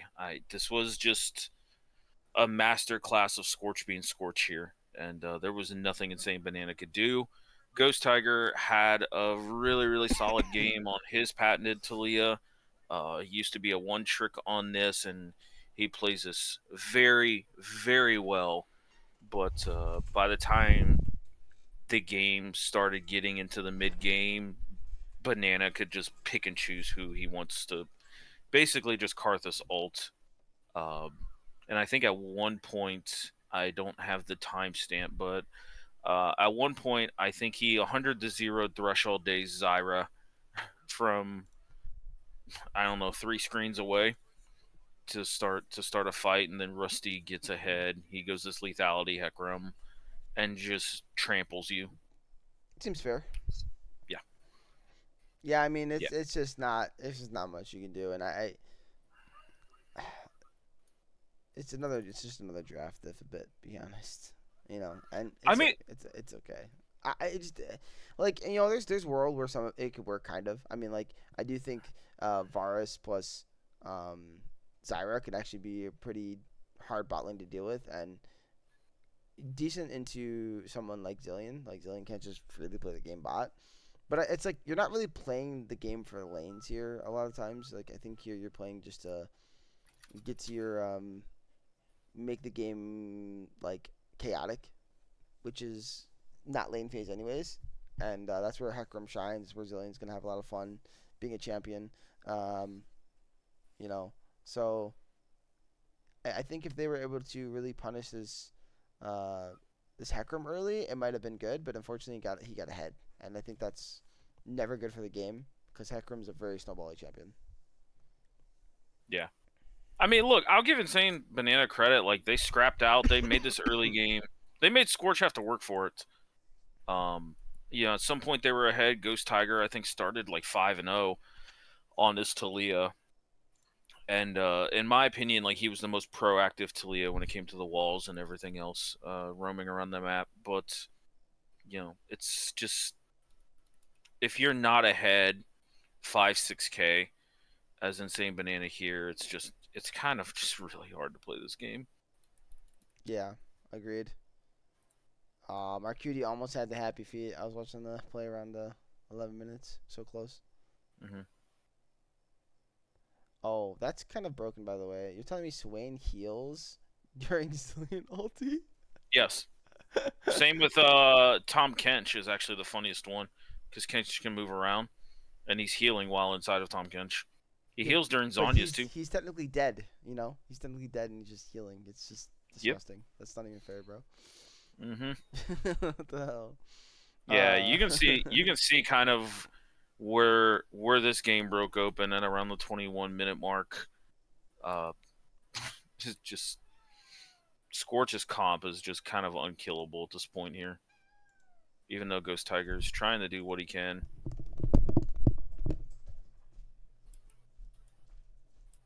Yeah. Even though Insane Banana walked out with a win during that fight, it was still just fairly even overall. And yeah, this is just not fun to watch near the end of this game.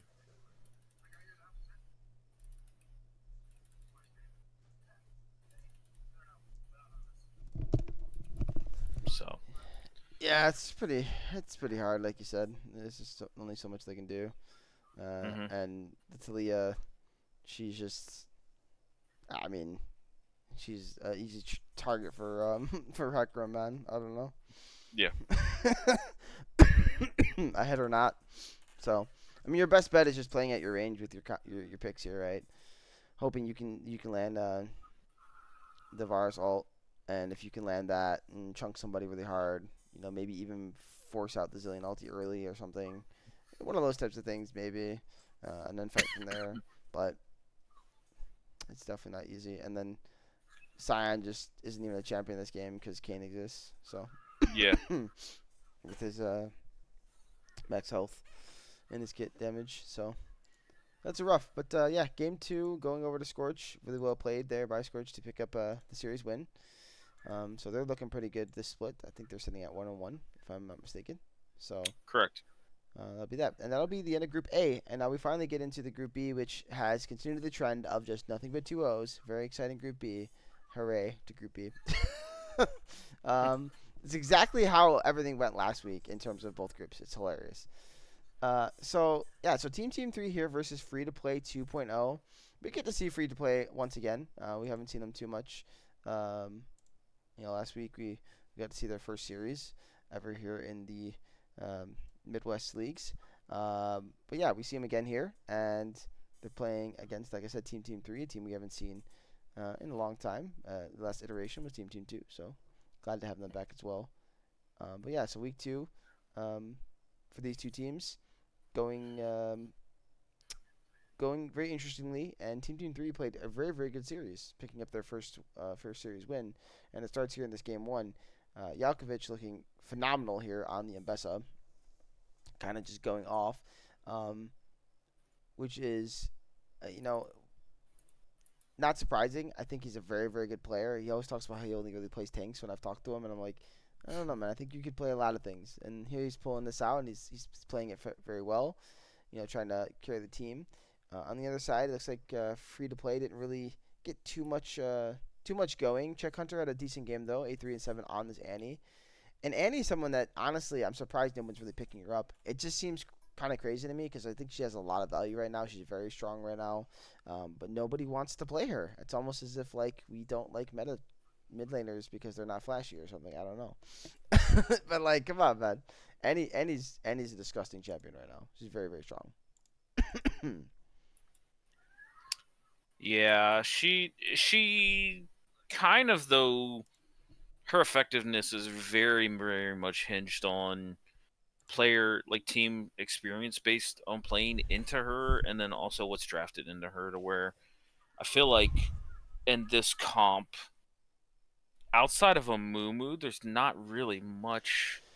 I ain't a Mumu Rakan. There's you not really much setting her up. Yeah. So the thing is, you say that about the champion, about like people knowing how to play into her, but the reality is, I mean, she's picked in the LCK all the time, the LPL all the time. She's a really strong champion right now. It's not about how you play into her. She's just good. She's actually just a good pick. A lot of people not haven't been playing like the Rise and the Annie and the Cassiopeia. These three champions are being piled so much, or not piled, but being picked up a lot right now. I think they're both very, very good, very good champions. Cassiopeia obviously is more for Rise mostly, but she still has other angles where she's good. And Annie is certainly good into a lot of the current mid lane picks that exist. And she's so good at one-shotting champions. That's literally her job. You blow your Annie ulti. She's not going to be the carrier of your team, so she's going to be really good with something like a Sivir or something where you just like, here, I blow my ult, now Sivir just carries the fight from there. That's what Annie brings. She's very, very strong right now. But you're picking it with Ezreal, you're picking it with Amumu and Jace. I just don't think you have a lot of DPS with this comp. You have Burst. You can one-shot targets very well, but you can't out DPS this team because they have Zaya, Wukong, and Bessa. They're going to out DPS you, so if you don't one-shot people, it's a problem, right? Um, and then Nico just exists, by the way. Like, Nico's really good. Like, she's pretty good in the Rakan. She's a Chad champion. Just play Nico. I like Nico. Mhm. So, Yeah, I'm fully with you on that. Um, team, had a sub. Well, there's 6-man Nilo. This time playing 80 carry here with Journey in the bot lane, and that's a duo that's been playing together for quite a while. I've had the fortunate of playing some in houses against them back in the day, and it's a very talented duo. It looks like Free to Play had Timos as a sub here in the jungle as well here. So yeah. Yeah, Timo's Hoochie coming out here to sub in. Um, I don't know how much that impacted their team. We're still learning about free to play, but I'm sure that doesn't help. Um, with that said, I mean, Team 3, they kind of had just like a really nice comp. I think they had a high value pick here in the Wukong, and I like seeing Alves, playing towards these types of champions. I understand, like, we all know his Rumble, we all know his Morgana, and I'm never saying not to pick these champions, but though I think it was banned in this series, possibly. I'm not for sure. But I am saying, like, dude, if this pick is on the table, bro, pick it, right? It's very strong. Alves is a very good player, and he gets to showcase it when I think he's playing meta picks more than he gets to when he's playing off meta picks, because the off meta picks, they struggle more because there's the requirement to make them work is harder to pull off. So it's a steeper cost. Just pick the Wukong, man, right? Just pick the Pantheon and go do your normal thing because you're a good player, and this is what we're seeing from Alv. So I'm happy to see him having success once again. Um, Obviously Zelda here on this way, something he plays. He likes his artillery, man. He likes his range, um, and I do think it's decent into Annie in terms of the range aspect of it all. Of course, if Annie gets near you, you're terrified. Yeah. But yeah, I mean that it was just a solid draft out of Team 3. That's my biggest takeaway of this. It's just a really good draft. Um, and a Mumu coming back. We've seen Mumu twice now in this week. Is a Mumu a thing again? I don't know. Maybe. I love a Mumu jungle. It's always fun to play. He's a good time. Kirsten said Mami is going to be one of the coolest engaged setups in the game. But I don't know how I feel about the approval, to be honest. I'm a little torn.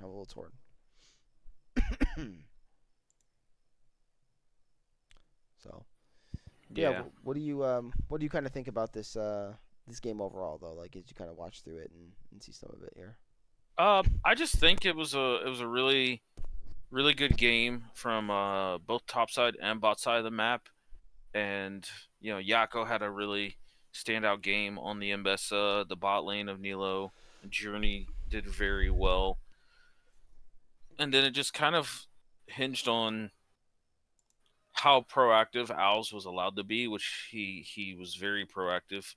And then Zelda's just there to be a typical control mage. You're not there to win the game, but you're not there to lose it either.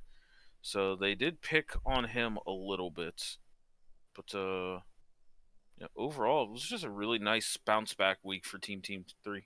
Yeah, it was definitely really good, and getting to 1-1 is really important and can get your season going.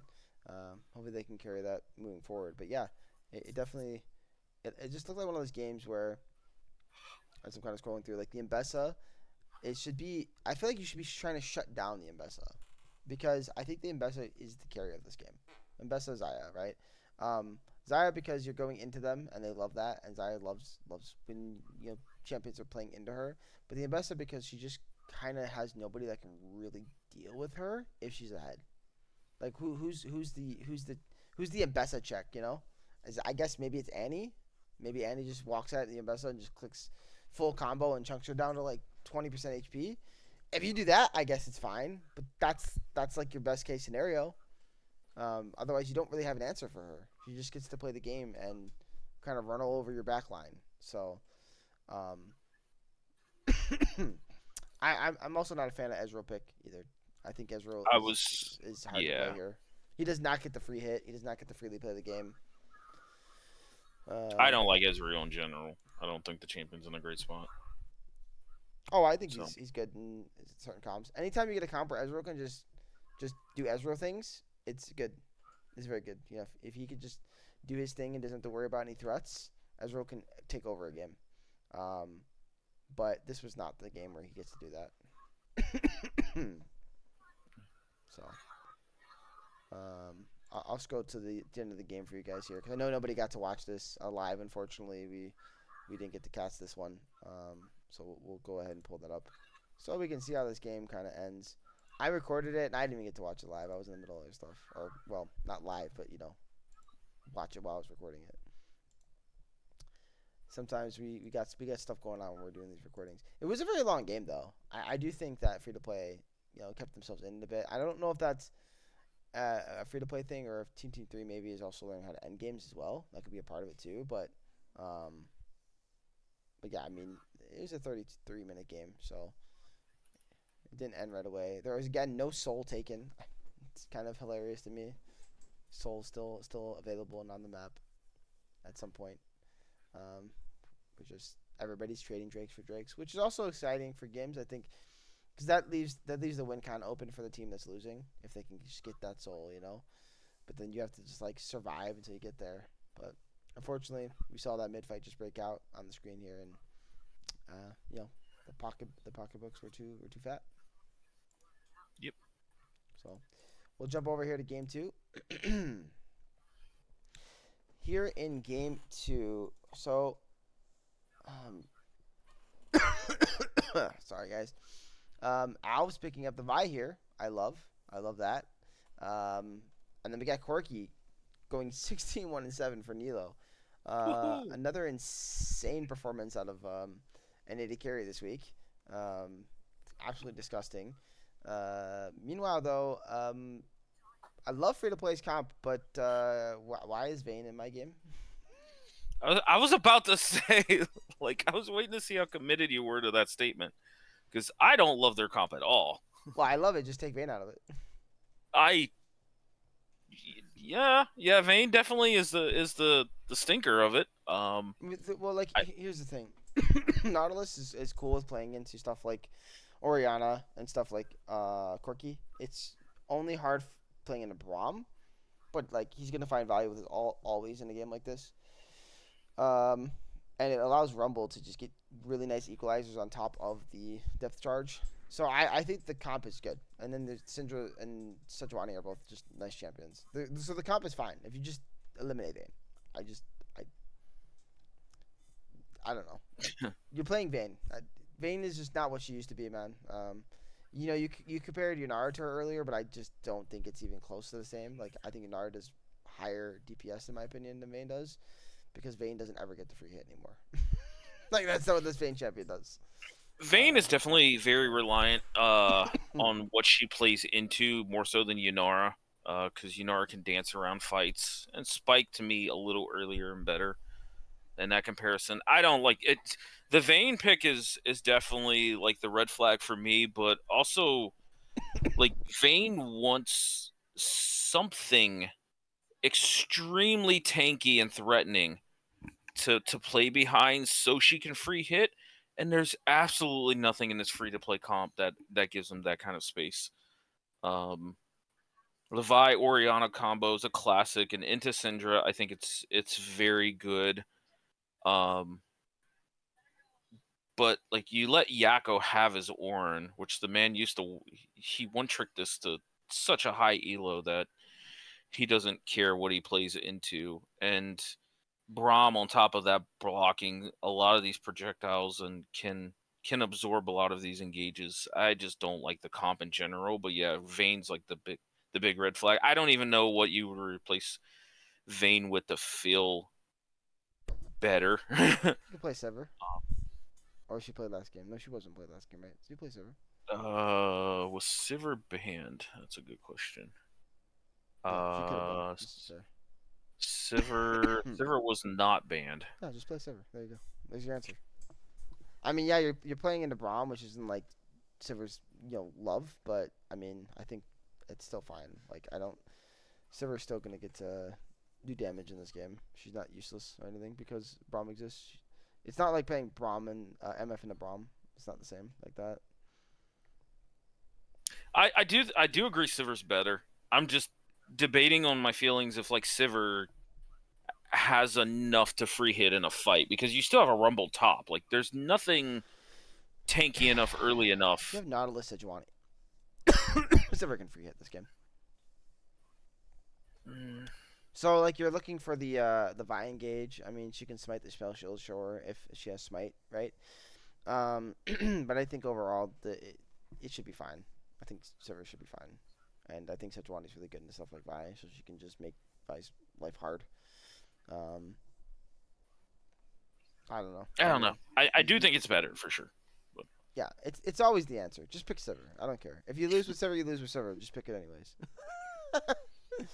mhm. If you get the Sever, you have a higher chance of winning the series because you have a higher chance of winning the game because it's just gonna win more games than it loses. That's it. That's my take on Sever. I am meta slaving it. Just pick Sever, and maybe just pick Wukong. And I don't know if there's anything else I feel that strongly about, but those are my two. Wukong was Those are my two. definitely off the table as he was played game one. Yeah. I'm just saying overall, and that's all I'm saying. And Wukong won, by the way. Are we not surprised?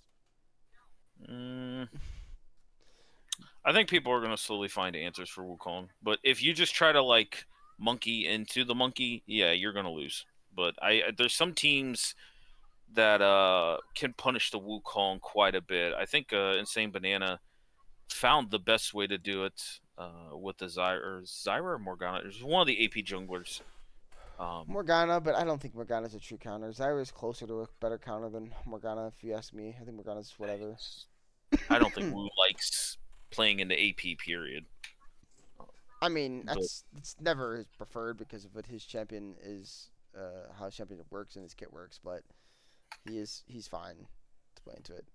And Journey, what a guy! Journey blocking the Sejuani ulti, then dropping the Braum wall afterwards. What an absolute beast. Um, he's a very selfless player. Like when he's on support. what a beast. The flash from Journey is crazy here though. Right afterwards. Yeah, no.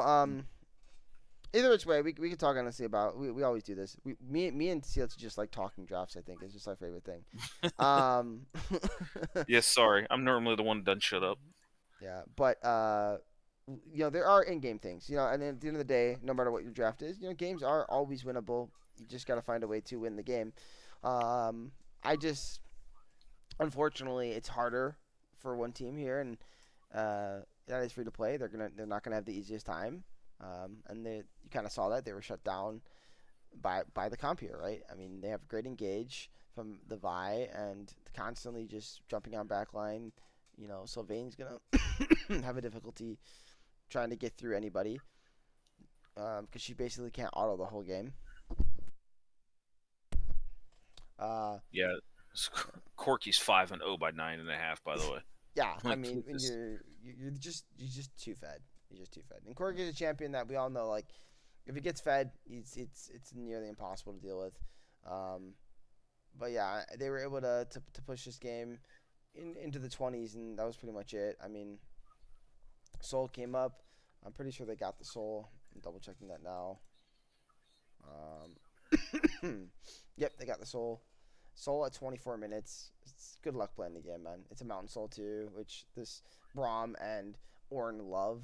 Um, and then they just kind of walk it at them at that point, and the game ends.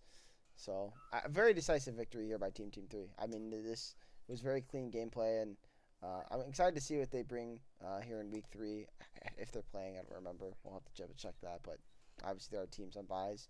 But yeah, they looked really, really solid here.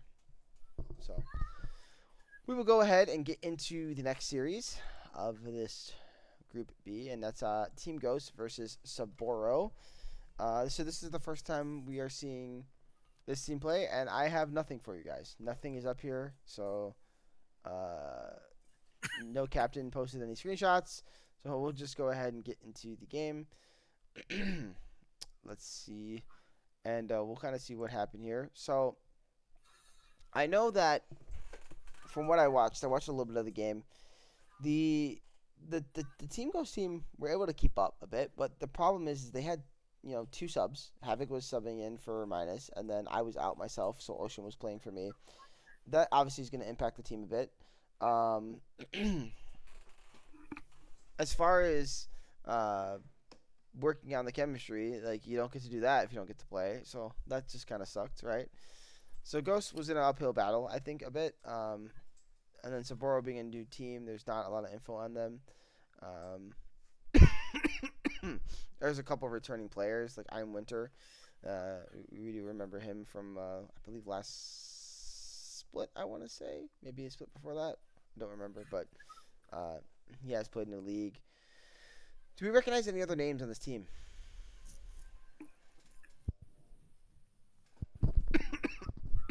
CLT. what's up? I said, do we recognize any other names on the side of Saboro's team? I do not. I want to say Winter sounds familiar, but I think we had someone with a tag of "I am Winter," so that might be what I'm thinking I'm of. pretty sure I'm Winter is the person, like I just mentioned. I remember that name. Uh, okay, so yeah, it did look familiar, but I really don't. I don't have much to go off of for Saboro here. Yeah, and But did you catch any of the recording here and kind of see what happened a little bit? I did not catch much of the recording at all, to be perfectly honest. Um, yeah, the weekend got pretty busy after Saturday, so Yeah, it was a hectic week for I think a lot of people. Uh, so I understand fully. Yeah, I mean, I like I said, I caught a little bit of it. Ghost kind of fought back well, and It's really just comes down to, I think the biggest thing and um, is what synergy there might have been building. You know, you're missing two members on and that's the thing. This team, guys, like we've all just started playing together, recently, so it's a little rough. We're not looking the best here, but I would have loved to have been in this game. I feel like um, would have gave us a better chance, but unfortunately, I was not. So with two subs, the Team Ghost was an uphill battle always. Um, I do think that Havoc looked good on the Lucian in the bot lane though, coming in for minus. I thought he played an excellent game here. Inferno kind of struggled, something I wasn't really expecting, but Terry Kim was kind of popping off on this Aatrox, um, and kind of keeping Inferno down. And Lucian's not the best champion for killing a champion like Aatrox. I feel so like that lead is not pointless, but it doesn't matter as much if the Aatrox is kind of big. Um, so it definitely was not an easy game for them to play out. But the early game, like I said, like it was kind of back and forth, and both teams kind of stayed in it, and the rest of the game kind of progressed that way as well. If you kind of watch through, you'll see that every time you kind of clicking through, they're trading objectives, they're trading kills, golds, kind of always within about 1K difference most of the game. Um, so, was there anything that stood out in draft to you or performance that kind of stuck out to you here, CLT? Um, I mean, draft wise, I thought everything was fairly standard for both teams. Performance wise, watching Havoc on the Lucian, I thought he played this game pretty well, with all things considered. It was tough for Ghost to like try to get momentum back. It's like they would stop Saboro's momentum, but they would never get a play that would help them break the game open or take control back of this game. So they both teams went back and forth for a good solid 20 minutes until it got broke open on the it was an objective play of some sort that I remember catching. Yeah, it was a dragon play uh, where we had a little bit of Viego gaming off of it. But after that, they ended up getting, I think, the Otacon here. No, did they get Otacon? Yeah, they did. And then transition that into Baron, and then Baron's kind of the kill shot here for Team Ghost, as they don't have the most amount of wave clear. Yeah, it's actually impressive that they are able to win this Drake off the All Star being kind of out of the play. I feel, but that kind of goes back to the Aatrox. There's no one that really kills him well. Even if he does end up dying, it's like he's probably got most of his damage off, and then that's pretty much an issue. Also, really nice TP flank from Winter on this Galio. Kind of put the nail in the coffin a bit.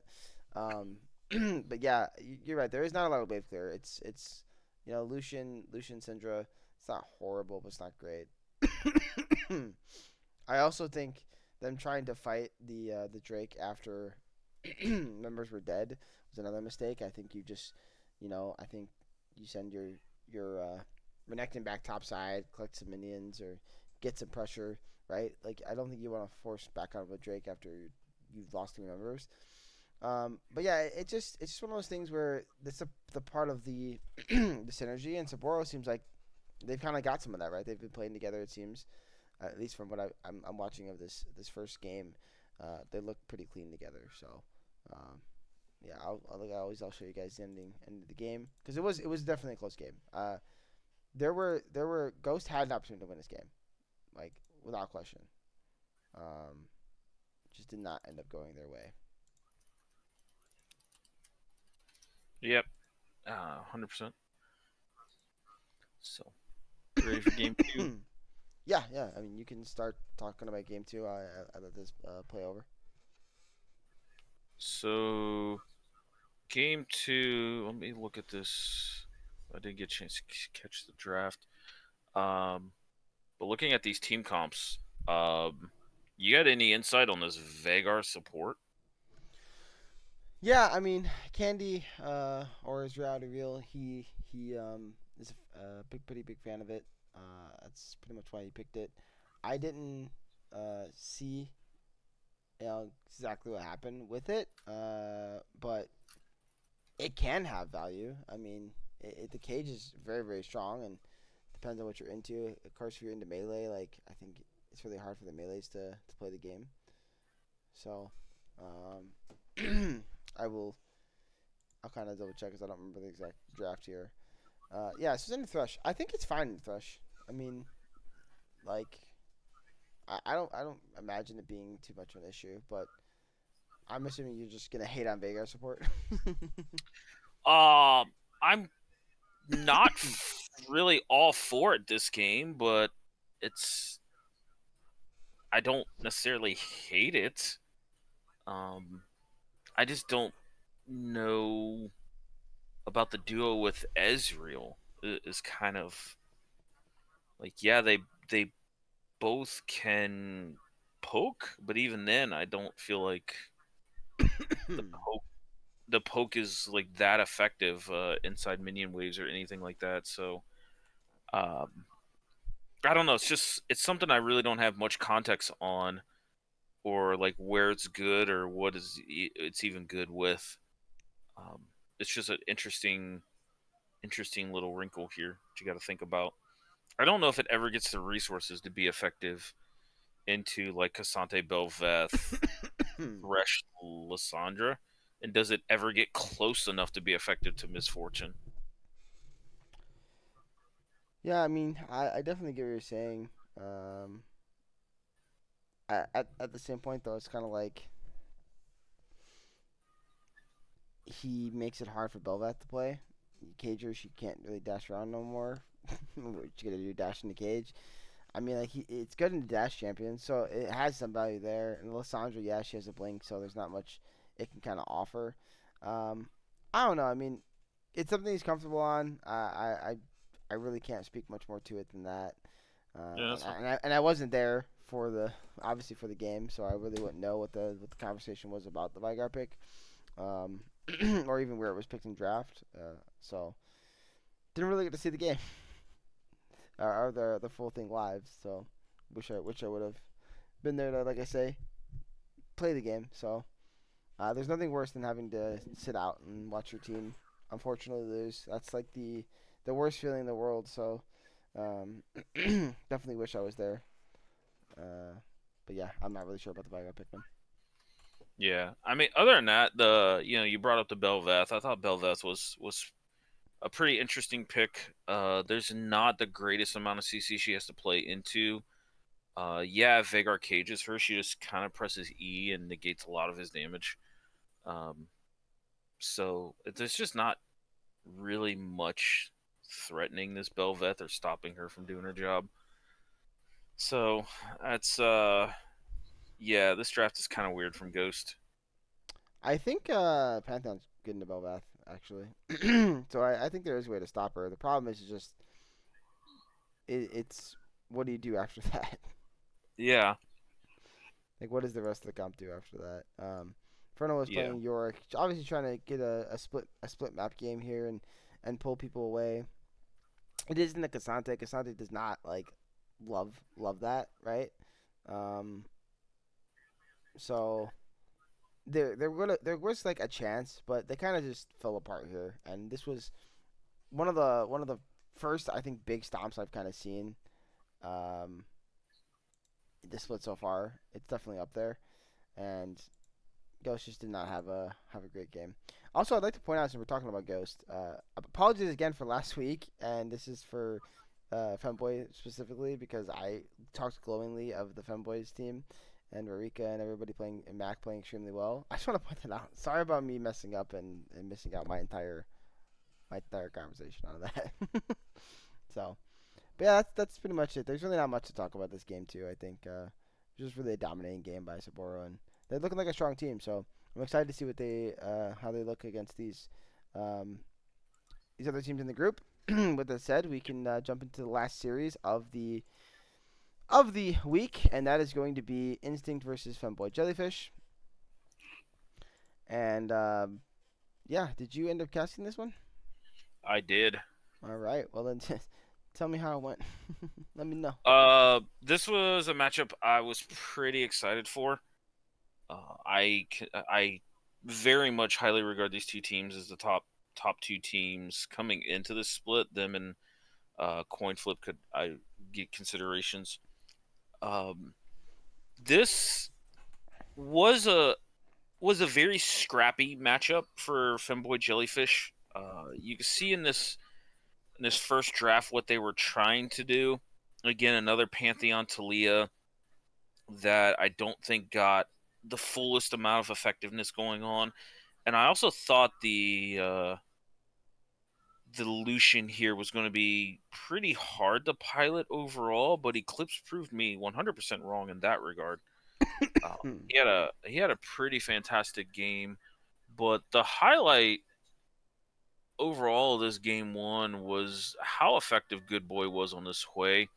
He I think he got picked on a little bit, but once Hui hit his spike, he was able to damn near zone control a lot of what Femboys wanted to do for most of the game. And Dippy just never really got off the best Kennon's ults either, which was more so that Instinct piloted their comp and had a lot of team communication to mark him out and make sure to play away from him a bit.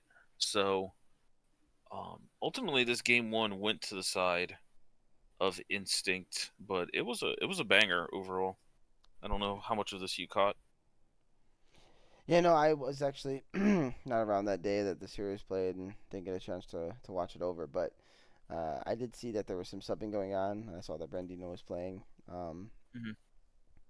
And obviously, Brandino on your team is you're not gonna miss much of a beat, I think, because he's a very very good player.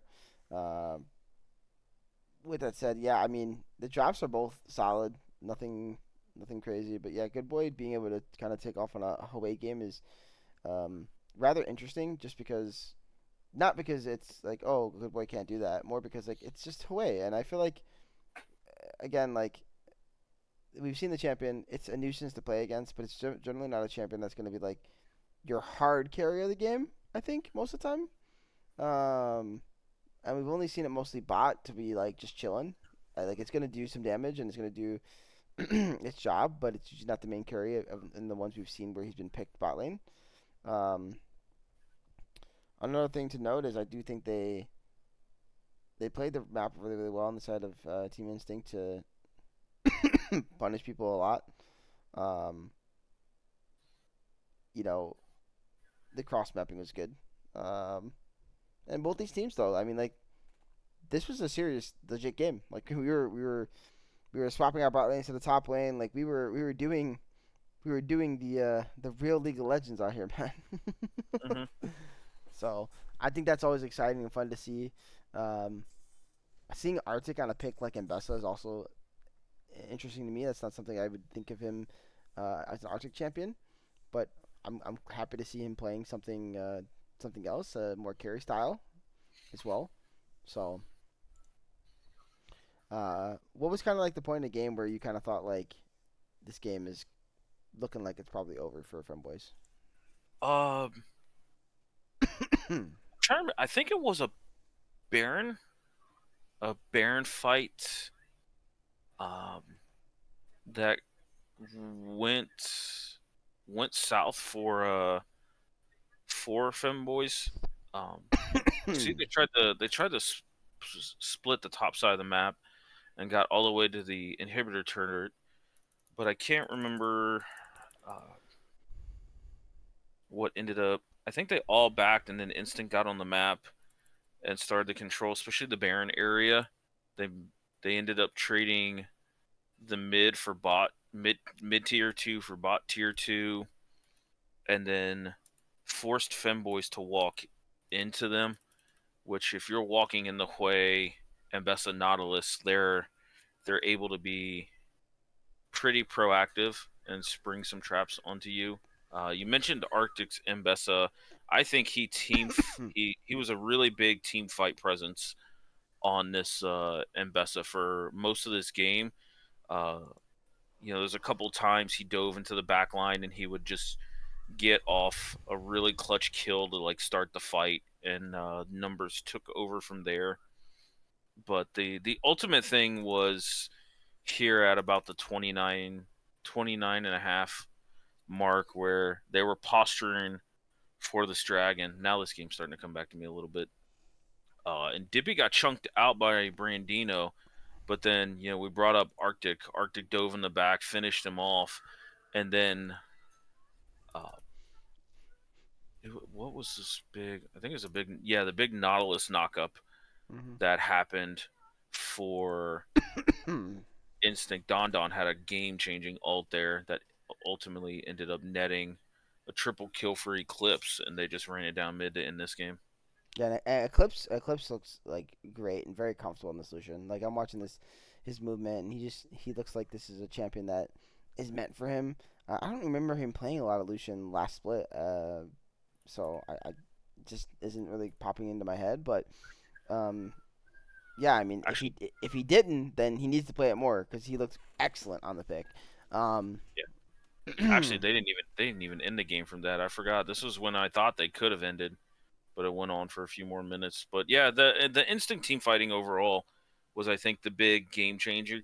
Um, because they've been playing around forever. This is the same lineup for the last three. I believe this is the fourth split for them. I think they And came after coin flip. I want to say this is their third split actually. okay, yeah, but they've been playing together the whole time, and you could tell for the jellyfish side, especially when Higgins would land some hooks. They just weren't sure what the next move was going to be after that. Yeah, probably didn't know if Higgins was going to go in or not, and type of stuff, which I can understand that as well. At the end of the day, though, you're looking at two solid teams. I mean, these are two teams that we're for sure going to see in the playoffs, without question. We might see a rematch at some point as well. They're two solid teams. The only thing undecided here, I think, in Group B at the moment is just figuring out who is going to be their third team. I think we have ideas, but this also could change here from week to week because nobody is. If nobody can compete with these guys, then they haven't solidified themselves as the top dog, right? Or the number three team, in my opinion. So so far though, this series getting played this early on in the split, I think also matters. I bet you if we see Femboys against Instinct week 4, 5, 6, 7, it's a different series as they've adjust more with the new bot lane. Um, but yeah, I mean, solid game one on Instinct. We're just not we're really not surprised how this went. More in the sense that we're not surprised it was close, hard fought by both teams. But um, Instinct, man, I've seen them 2 weeks now, and they look more mortal than they've ever looked. It's gonna sound strange to say that out loud, um, but and I know they lost last split in the finals, but like this team looks like other teams could start competing. I generally believe that. Like their week one was solid, but like you see Good Boy not having his crazy performances, and yes, that what it proved, and I talked about this in the middle weekly, was that if anyone who thought it was just a Good Boy roster, no, it's not because other people can carry. But what it did prove is that Good Boy is can be exploited a bit, right? People can attack him. Nobody is perfect in this league, and no team is, and so that's what's really interesting to me is Instinct now.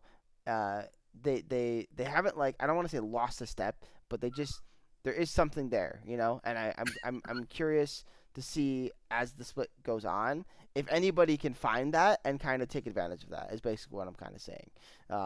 But nonetheless, they still look like the best team in the league. I haven't changed my mind on that.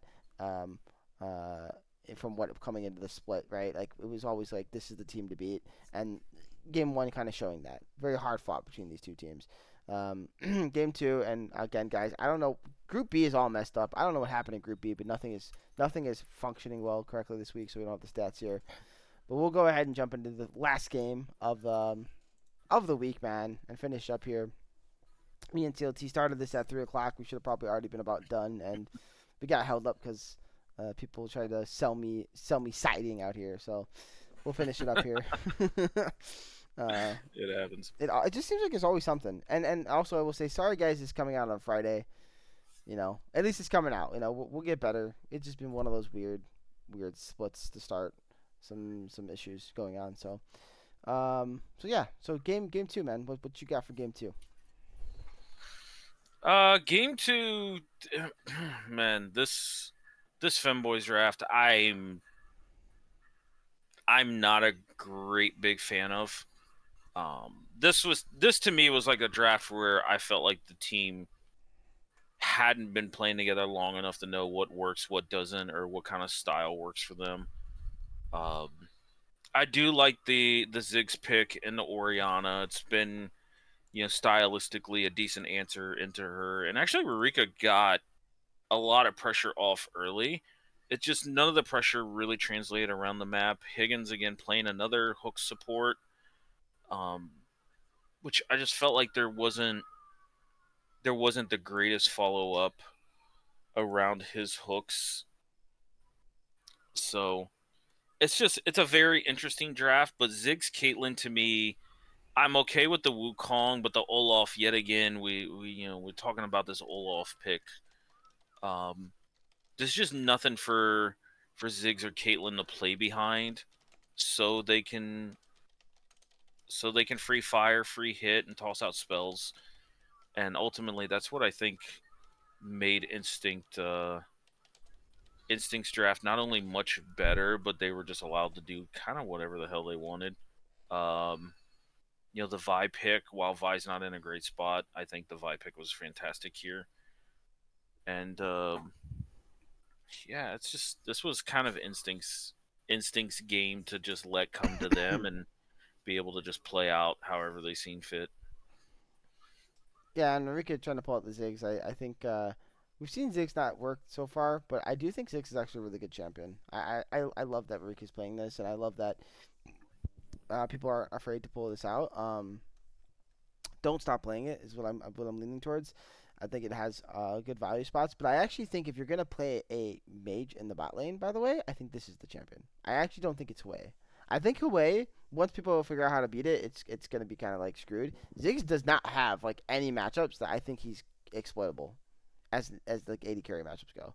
Like, he just beats them all. He just beats them in their face, and he is the king of taking turrets, bro. You get like a Ziggs plus a Trundle in your game, bro. Good luck. Um, Also, Olaf again. Olaf again. He's what 1-3 this week or something like that. Uh, I don't even remember. Oh yeah, Aries got a win on Olaf. Yeah, yeah. I think we He should brought start. exhaust into that matchup, by the way. Like, come on, Oh, it's Ghost yeah. TP. You need exhaust. That's how you win. You need Dippy, I Dippy, guess. get exhaust. Um. So yeah, I mean that's kind of my take on that. Another thing is Ash, man. Ash is such a weird pick to me because I don't even think she's that strong, but like I'm seeing her win, and it's really by like the top teams that are pulling her out and having success on her. Um, so I do think she has been given more value than I would expect. Um, but nonetheless, I mean, I can never you never know what to expect with some of these players, right? Like we're playing Caitlyn too. Like Caitlyn is like you know she's like maybe like A+ tier, like S- type champion, like hovering in that like spot. But you know, I'm I'm okay with it being picked. But it's just so interesting. Like these are the 80 carries we're picking here in game two. So Yeah, that's. I mean, Ash to me is like the prototypical. I'm just gonna be. I'm here for the team. I'm not. I'm not bringing anything negative. I'm not bringing anything positive. I do some interesting things with the vision granting, and yeah, I got a long range ult that stuns, but it's never. I'm never going to be the sole focus of a team fight, and but I'm never really going to lose you a team fight either. Like, I'm just here. It makes honestly, like, anytime I've seen Senna get picked, I just look at it and I'm like, Ash is 100 times better, and you just kind of let the game come to you. yeah, So while the top side of the map was very proactive, you've got Galio, Vi, Oriana. The Ash Braum is like, look, we're here, we're good stability, let's just play this game, and we're here for the team. Yeah, and when you get a team fights, Ash will be doing Ash things, So Hmm. if she doesn't get like pulled in or get caught out, she's perfectly fine and happy to play the game. Yeah, yeah. I just Also, Higgins loves his hook supports, huh? I've seen a lot of hook yeah, supports these last couple weeks. So, yep. which kind of makes me wonder if people are going to identify that and punish that because there are definitely ways to do so. Um, there are I think champions it's that really well, yeah, technically because they won, but I don't know if they particularly punished it hard or anything with their picks. There are like picks that can really make hook supports' lives miserable. So see if they figure that out and they start pivoting into those picks, or if they just say screw it and start banning some of those champions from him. So mhm. I mean, I like going into the game just a touch. I like what Femboys did, especially here around the 12-13 minute mark, where they moved Rurika bot to get a turret, and then he TP's back mid, and then I think they tried to make a play top side since top had 3 plates left to get some gold on the Dippy, but it didn't end up working out. So like I seen the theory, and you see the some of some of the ideas behind it, but yeah, I mean that's exactly what Ziggs wants to do. yeah, If you're playing in bot lane, that's exactly what he does. I think in the mid lane, you can do it, but it's when I say you can do it, like you can move around and make those plays, but it can be a little more advantageous. Where like your bot lane wants to move around the map anyways. Like generally speaking, at a certain point, if you're playing that, they want to lane swap, they want to go different locations. But the problem is they might have made those nice plays to acquire gold, but they have a harder time in these team fights, and as you saw, they kind of got punished a bit for it. So, um, but yeah, I mean, it's a scrappy game too, and again, femboys, like you said, they're still learning how to play with each other. Nothing's kind of perfect and in sync, and I think if they get to run this back at some point, I would not be surprised if there was a different outcome. So um, overall, though, I think it's well played by both teams, and I'm excited to see what they're gonna both bring here in week 3. I believe they're both playing. So yeah, with all that said, I think we can go ahead and stop there in terms of all the games.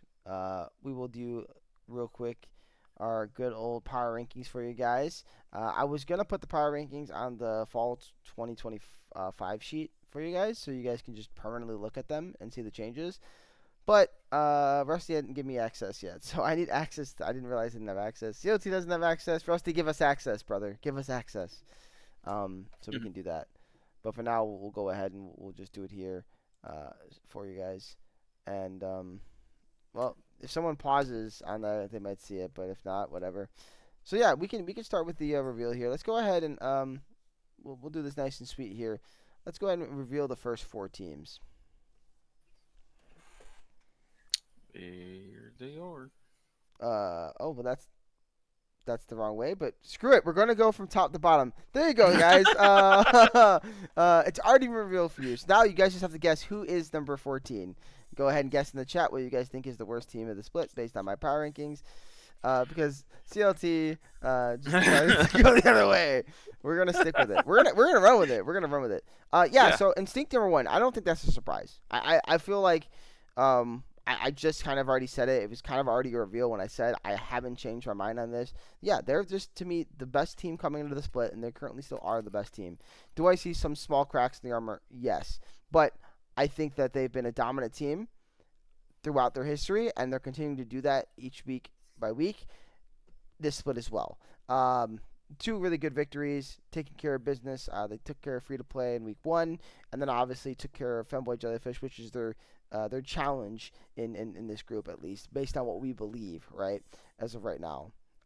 And then we'll jump into the number 2 spot. I think a surprise for most. I actually have Hashira over Coin Flip. Now, I really thought about this for a long time, and MLC went back and forth, and I think CLT still leans towards Coin Flip being above them. But here's I my do. thing. I think Hashira has played 2 phenomenal series against 2 very good teams. That's number 1, right? But second, I think Coin Flip, their performance against Capuchungas left me with questions. I talked about it on last week's episode. I talked about it a little bit in this week's episode. The early game again left me with some questions. They played their best early game in the game 3, this week. I'm not gonna go out and say that coin flip is not a good team. That's not what I'm saying, and they could easily change my mind.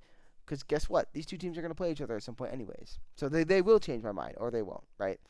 But I think Hotshore just they've come out. They've looked a lot different from last split. It's almost as if though the name the name change, the brand change, has made them a different team for real. And they look fun. They look really good. So as of right now, I've got them at the number 2 spot and coin flip at the 3. All these 3 teams are also 2-0, which kind of helps. Ninja Turds here, they're going to be my number 4. I think that's going to be a surprise to some. I just think Ninja Turds has been a team that well, actually, it's going to be a surprise to some of you, but surprise to none of you at the same time. Because you already know that was my favorite team last split, let's be honest, right? The best 1-4 team, right? Right? Okay. But no, all seriousness, we saw what they were last year, and I think a couple things go their way. They're in the playoffs last split, right? Just certain things did not fall the way they need to. Like every time, it was always going to 3, always going to 3, always going to 3, but just couldn't get over the hump. Well, this split, they start off with a win. They got over the hump. They're 1-0. Yes, they were on a bye week, but what I've seen from them already this split looks even cleaner than what I saw last split. I talked about our boy Nexus on support. I thought he had this biggest pop-off series of his time here in the Midwest League. I just think right now, from what I've seen in Ninja Turds, if I had to pick a team to be the team to beat besides Femboy and Instinct in Group B right now, it's Ninja Turds. But even with that said, nothing is proven and guaranteed to that group yet. When it comes to the bottom 5 teams, I still need to see more. I just know that they're kind of where I'm thinking is they're going to probably pull out that 3 spot. So since you already revealed those 4, I guess we'll reveal the next 4. Here we go. So we have Femboy Jellyfish. They're going to come in here at the 5. Obviously, they're 1-1. I mean, that loss is going to impact them a little bit here. I think if they were able to get that win, this is a different conversation. And I know it sounds weird that I'm putting Ninja Turds over them. I get it. I do. I really do.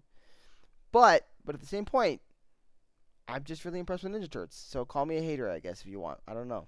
But I'm also very impressed with Femboy Jellyfish. You're welcome to have them over Ninja Turds. I don't think that's any a bad decision by anybody. I think that's respectable because Femboy is really, really good. They have not shown that they're not good. They stood toe-to-toe with Instincts and didn't come out on top, but they did still stand toe-to-toe. I'm really interested more in anything is the Ninja Turtles vs. Femboy series. I'm excited to see when that happens and see who comes out on top on that one. I think that's going to be a fun one to watch. Next coming up is one of the newer teams. Obviously, we have Saburo here coming in at the number 6. I just think they looked solid. I mean, they dominated their game against Ghost. They just look like a really strong team right now. They know what they want to do. They looked very coordinated. So it's just clean gameplay. Then I have Small Brains and Scorch, and you're gonna hate me in the comments all you guys want. Small Brains 0-1, Scorch is 1-1, I believe, right? So here's the thing. Technically, they have a higher winning record, but I will always say this, and it won't change. And these two teams are going to play each other again. Small Brains versus Scorch. We know the history there. So, I just want to make sure that is understood. It's just about the history there, and the history does matter because both these teams pretty much are the same teams. There's only one member changed on Small Brains. Nothing's really changed. The team looked pretty similar to what I see them when I used to play with them. And Scorch had a very dominating series. I mean, they looked awesome. Do not get me wrong, but that history matters to me. It's because it's been a long run in history between these two teams. But maybe this is the split that Scorch gets over the hump and beats them. They're gonna play each other at some point, so we're gonna find out, right? But yeah, that's how I feel about that. So then let's show the last 4, and then you guys hopefully are in the comments actually saying who you guys think are the worst. So, no, I said last 4. You showed them all. CLT is griefing me. I said show me the next 4. That's all. You said last 4, so my brain translated into the rest of them. Well, there were 6 teams there. CLT is griefing my power rankings. All right, well, you know what the worst team is. Yes, my team has found its way on the bottom of the barrel. Let's just discuss from the bottom up for the rest of this. Yeah, so Ghost and Capuchungas. I think Capuchungas just looked phenomenal in their first matchup. That's just my true belief. And I know they're 0-2, right? They lost this week, right? Oh no, did they play? Yeah, they did. I already forgot. No, they were on a bye. They were on a bye. They didn't play. So they lost. That's their first week, but I just think they looked good. I think they held up nice against Coin Flip in the early game. They even had gold leads. So for a team coming from Rec League, I mean, I'm impressed. Ghost, I'm sorry, like I might play on that team, but we just haven't looked good. We've shown nothing that's overly impressive. Our best performance, in my opinion, was the first game against Femboys when we kind of drew our way back in after getting completely mollywopped in the early game. That was impressive. Yeah, we were down 8K and showed that we have the capability of fighting back. So we're not a complete lost cause or anything. But I'm not going to sugarcoat it. I'm not impressed with our own play. So we've got some stuff to clean up, and we're on a bye week this week. So hopefully we get that cleaned up. We shall see. Next coming in though, it's free to play here at number 12. I think free to play didn't look horrible against Instinct. I think they played decently well. But at the same point, Team 3 did take care of business there, and so that matters a bit. So that's why Team 3 is above them at the number 11. Both those teams got a lot to show me still, and a lot to prove to me before we can even have real conversations about these teams in terms of being contenders. And then we got Vancouver. Now, Vancouver's the interesting one because they are 0-2, but they're 0-2 with 2 losses going to Game 3. They might just be the new new Ninja Turds of the split. We'll see though. We will see. If they lose again and Team 3 wins, like I will gladly be moving, adjusting things. But as of right now, I do think if these two teams played, I think Vancouver is the better team than Team 3. So that's why I'm putting them above them. And they've looked good. Like I don't think Vancouver's looked bad. I think even CLT you can agree with that, right? They've looked good the first 2 weeks. Yeah, They're yeah, just for sure. they're just not getting wins. They're just not getting wins. Like when I say wins, series wins, because they got 2 match wins. And then last, finishing off here with Insane Banana Posse. I think they've also shown some promise and looked pretty good these last couple of weeks. Yeah, they lost here in week 2, but to Scourge, and it was a rough game 1 at least. Very dominating performance out of Scourge, but I think I'd like to see more out of Insane Banana Posse before I judge them too harshly. And so I think the middle of these power rankings, the biggest thing is a lot of these teams just have to show me more. Some of these teams have only played 1 series. Some of them have played 2. So I think after week 2 or week 3, I think we'll have our probably the most adjusted power rankings of the split, where we start to really feel it out, and I get a better layout of these teams. But go hard on me in the comments if you guys like. I don't mind. It's all good with me. And don't worry, CLT won't be doing this again next week. He's been fired, so I'm fired. I have a new assistant coming in named Bob. Bob, he's taking Bob? over. Yeah, Bob, he's taking over. Uh, Sorry, man. I'll have to cut your paycheck too. I'll give it the Tenzin. That's fine. Yes, but thank you guys as always. Thank you CLT. We always have a blast doing these, and um, I guess before we go, I should ask you. Is there anything in particular that you want to talk about here on the power rankings? Because usually we do have a bit of a dialogue there. So. No, I mean, I think uh, I pretty much agree with a lot of what you're saying, and ultimately, it's just the first it's the first showing of the power rankings, so these teams are going to move a lot as they play each other. Um, looking at a couple of where the marquee matchups are going to be is going to be in the later weeks, so teams will have a chance to get better. But overall, no, I think it's fairly accurate. Awesome. Well, with that said, then I guess there's nothing else left to say. Let's just. I was about to troll. You ever watch Hot Ones? I was gonna Yes. make a joke like, just roll out the red carpet here for you. This camera, this camera, this camera, that thing. Hopefully that doesn't get copyrighted or something. I swear No. I'm not trying to steal a trademark or anything, guys. If you guys watch some reason, if Sean Evans and the boys are watching, I've just been watching a lot of Hot Ones, guys. I love Hot Ones. It's fun. But yeah, man. That's it then. So thank you guys for watching the show as always. It'll be out tonight here at like 8:30, 9 o'clock. So it'll be available on the same day it's recorded because we just got to get it out there. Because every freaking game is being played tomorrow. So, Again. yep, it'll be a fun Saturday though. Looking forward to that. Looking forward to seeing you guys on the Rift, and yeah, we'll talk more soon. So thanks again, and me and CLT will catch you on the next one.